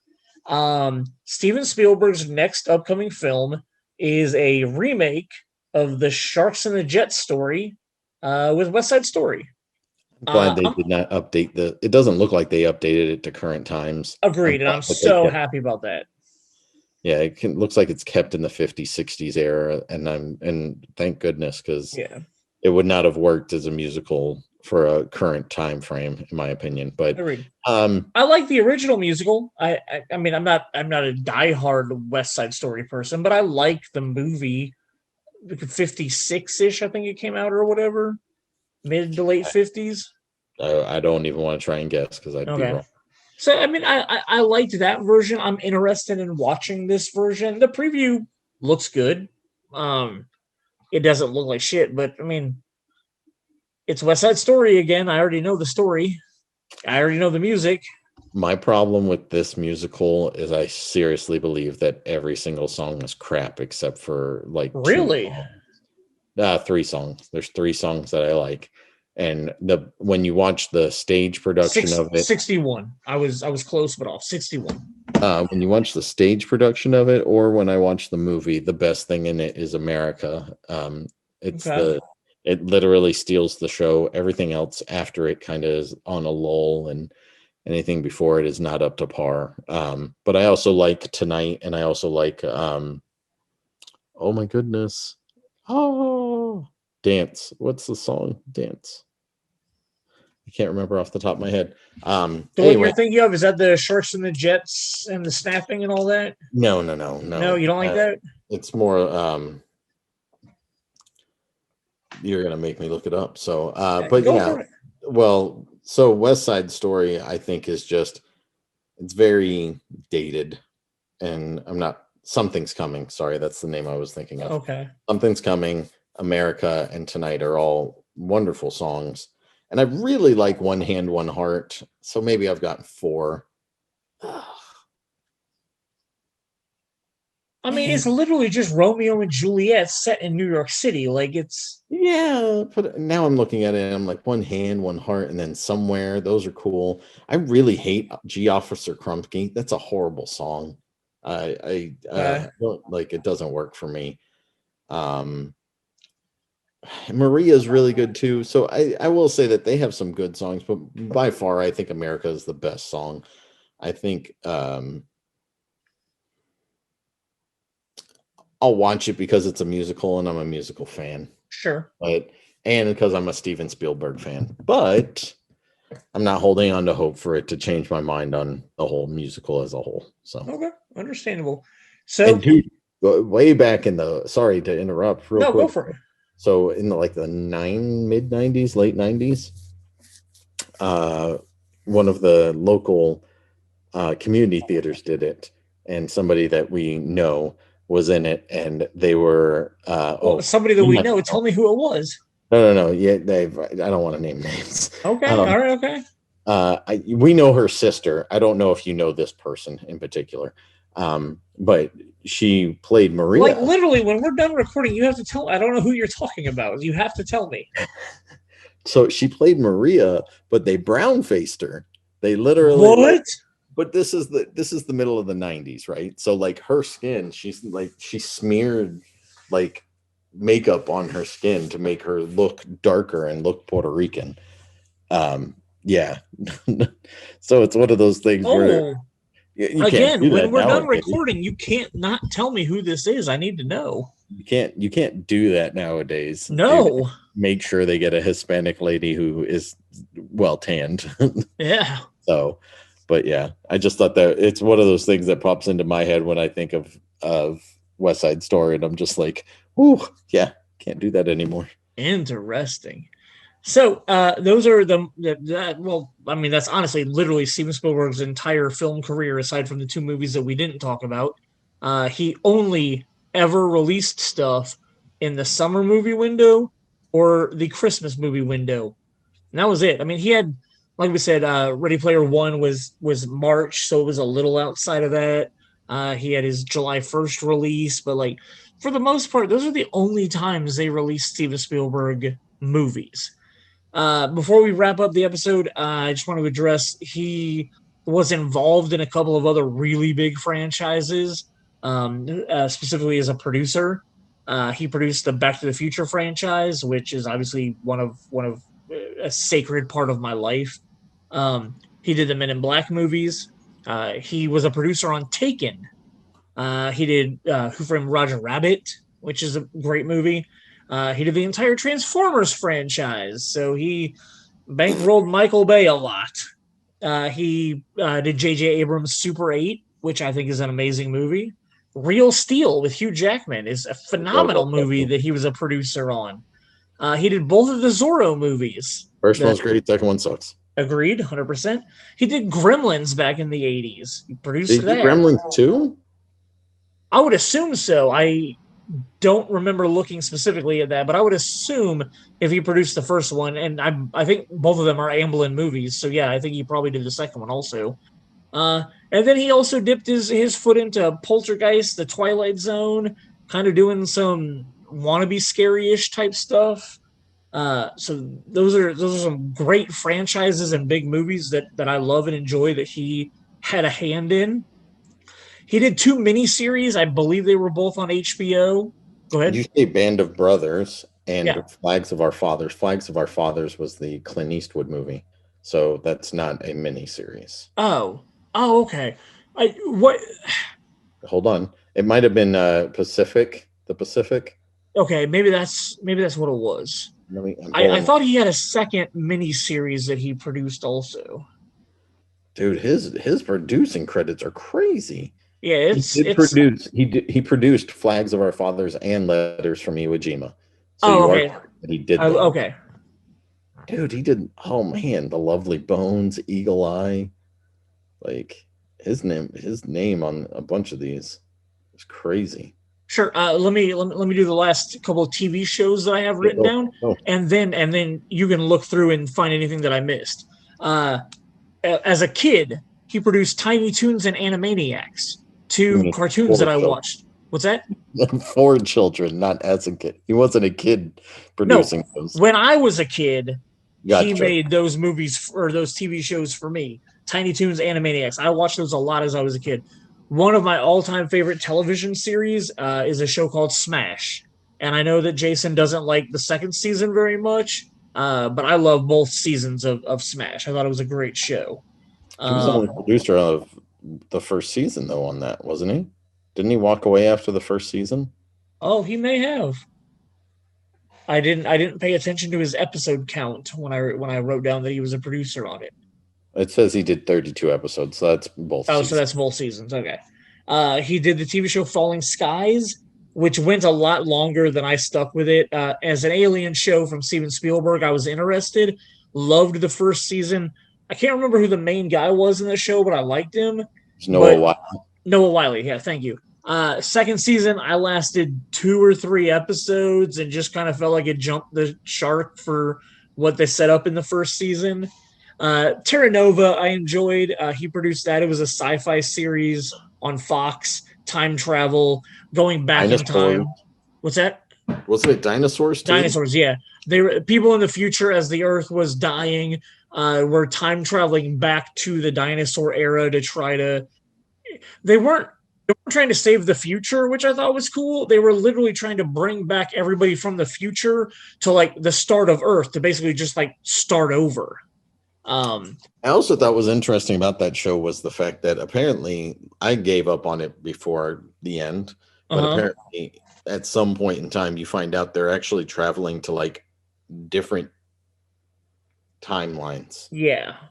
So that was something that came up later in the show. Yeah. They're like jumping back in time, but it's going to alternate Earths essentially. Yeah. Or maybe they weren't going back in time at all. Maybe it was just alternate Earths that where time was behind essentially. It was something weird like that. It's been like 15 years since I remember like watching it, but it was definitely something. It was very sci-fi for sure. And the Taken series that you mentioned wasn't actually Liam Neeson's Taken. It was a Taken television show that was about alien abduction. Oh, good call. Yeah, that's right. Yeah. Oh shit, I should have put it under the TV shows then. He produced Under the Dome, which I never watched. I know it was based on a Stephen King short or something like that, but never ended up watching. I know some people that did watch it. They had a lot of good things to say about it. Just never anything enough to convince me. Also, probably they might have spoiled a lot of it for me to the point where I was just like, I have no interest in ever watching this show. So might know who you're talking about. Yeah, but yeah. So it sounds like Under the Dome was good, but like I said, it just same reason why like I don't know if I'll ever finish The Walking Dead. Like I know too much about what happens, so not really any reason for me to watch it. I have other things I could spend my time on. So is there anything that you see on his list that I've missed producing wise? Because I know he's got like 200 and some odd producing credits. Yeah, we don't need to go through all that. Okay. We're good. All right. Well, that was a lot of Steven Spielberg, man. That guy has done a lot of like he's tackled so many different genres. You look at Indiana Jones as like an action adventure. Go ahead. He's been working for 50 years. Yeah. Like, yeah, it's a long time to talk about. Like, if we went and tried to talk about Clint Eastwood, it's probably going to be a really long episode, too. Oh, yeah. Yeah, that would be. Well, I don't know how long that would be. I feel like I've only seen half of his shit he's ever made. Like, I love Clint Eastwood, but out of probably like 150 films he's made, like, I'm pretty sure I've only ever seen one of his spaghetti westerns, like the Man with No Name or whatever. Like, I couldn't really talk about a lot of his career and whatnot. But if you hit me with Clint Eastwood in 1999, I feel like, or no, Absolute Power was 98, I think. What was his 99 film that he did with Jeff Daniels? Don't worry about it. We're good. Yeah. Anyway, so Steven Spielberg has an amazing career. He has literally done action and adventure stuff with Indiana Jones. He's done, the dinosaurs with Jurassic Park. He's done Aliens in a couple of different versions. He was on the cusp of a lot of CGI. Him and his buddy George Lucas were kind of both I feel like Jurassic Park pushed George Lucas to want to try to do a ridiculous amount of CGI in episode 1. I feel like Spielberg's career is a really diverse. He did a lot of important stories that I don't know if a lot of other filmmakers could have ever done. Things like Lincoln or things like Schindler's List. Like telling those kind of stories are probably good to come from somebody like Steven Spielberg, who obviously cares about the stories that he tells. Because on this entire list of movies we talked about tonight, I wouldn't say any one of them ever was bad directing. No. Like, even the movies I didn't like War of the Worlds, it's not his fault it's a piece of shit. He just wanted... I'm sure it is his fault. Come on. Well, I blame Tom Cruise way more than I blamed him. But, Like, I don't feel like he wrote that script. I don't know why if he decided to make the movie because he loves Orson Welles or whatever, that's one thing. But like the script, I don't believe that he wrote, and I don't know why he cast Tom Cruise in it. But blah. So overall, I definitely consider Steven Spielberg to be a blockbuster guy. The financials show it. The things that he decided to do shows it. I honestly should have looked up and seen if there were any movies that he ever either walked away from or agreed to and decided not to do. Like I don't know of anything that he didn't decide to do for himself. So I don't know if there's anything out there or whatnot. But next week we're going to talk about the guy that I just badmouthed a few minutes ago. Which is hilarious because most of his movies are shit, but he makes blockbusters, man. He does. And like I'm going to be excited to see. I don't know a lot of the release dates of his 80s movies. Like I don't know when Risky Business came out. I don't know when Cocktail came out. Like I was so young and not in the film industry that I don't remember those release dates of those movies. I don't know if they're summer blockbusters or anything. But like when we get to stuff like Top Gun, I feel like that was a June or July release. Holy crap! I thought we were going to talk about. I thought we were going to talk about Michael Bay next week. I forgot we cut him out. Oh yeah, so when Snow had to reschedule for our Marvelous May stuff, our first May person was supposed to be Michael Bay, and we ended up cutting Michael Bay out because of scheduling and stuff like that. Yeah, next week we're talking about Tom Cruise. Yep. Because and the reason when we had to reschedule with Snow and push it back a week, and I looked at the 4 people we wanted to do for blockbusters, I love Michael Bay up until Transformers, and then it's just literally like how much shit can one guy put out? Like I really love The Rock. I really love Armageddon. I really love Con Air. No, that's not him. No. What's his third one? The Rock? Armageddon. What's that? Bad Boys. Oh my God. And then the Meatloaf I Will Do Anything for Love music video. Like his first directorial debut, in my opinion. An amazing 14-minute music video. Such a great song put to an amazing music video. Which, when you watch that music video, do like the helicopter sequence and whatnot, you see where he got a lot of his stuff for Bad Boys. No dispute. Why do you hate that music video so much, man? I don't hate it. I just don't understand your love for it. Because I think it's a fine music video. Michael Bay. I just think that you blow your load over this music video way too often. I mean, I have to. It's one of Michael Bay's only 4 good projects he's ever done. Well, 5, because I'll give you Transformers. I think you were living... No, you wouldn't have been living in Boston. I remember seeing the first Transformers at Phil's Theater. I wasn't. You were in Boston at that point? In 2005? No, it was 2007. Oh, 7. Oh, yeah. Oh, that makes sense. Yeah. So you were in Boston. I went to Phil's Theater to watch Transformers. I remember, I don't remember everybody that was there, but I remember geeking out. Dude, that whole first sequence when the helicopter? Yep. Dude, I was at a July, it opened on July 4th or July 3rd. Somewhere around there, yeah. They had early showings the night before, technically, that it was opening. And I bought tickets for me, my wife, my brother, his wife, their 2 oldest kids. We all packed it. We all went together, and I was pumped, man. I was super excited. The Bumblebee and I can't remember the police car's name now. Barricade. The first sequence between Bumblebee and Barricade was great. The movie is solid, and entertaining, and it's cool to watch. So a great start to a franchise that burnt out in the next 4 movies, all of them being crap. I like Bumblebee. Oh, well, yeah, I was talking about the next 4 Transformers movies. But yes, Bumblebee is very solid. Did Bay produced that, right? Yeah, he just produced it. Yeah. So when we had to do a scheduling shift because of rescheduling, we cut Michael Bay out because literally I was just going to praise him for a couple of movies and then be done with him. So yeah, next week's Tom Cruise, bro.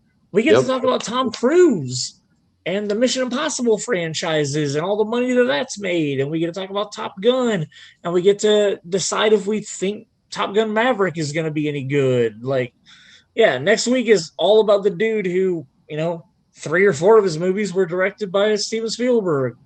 So we'll get to retread on a couple of those again. We'll just touch on them real quick. Cool. Yeah, we will go quickly. So again, next week we'll be back with Tom Cruise. Jason, thank you for your time tonight, man. I appreciate it. Everybody listening, thank you. This has been episode 44.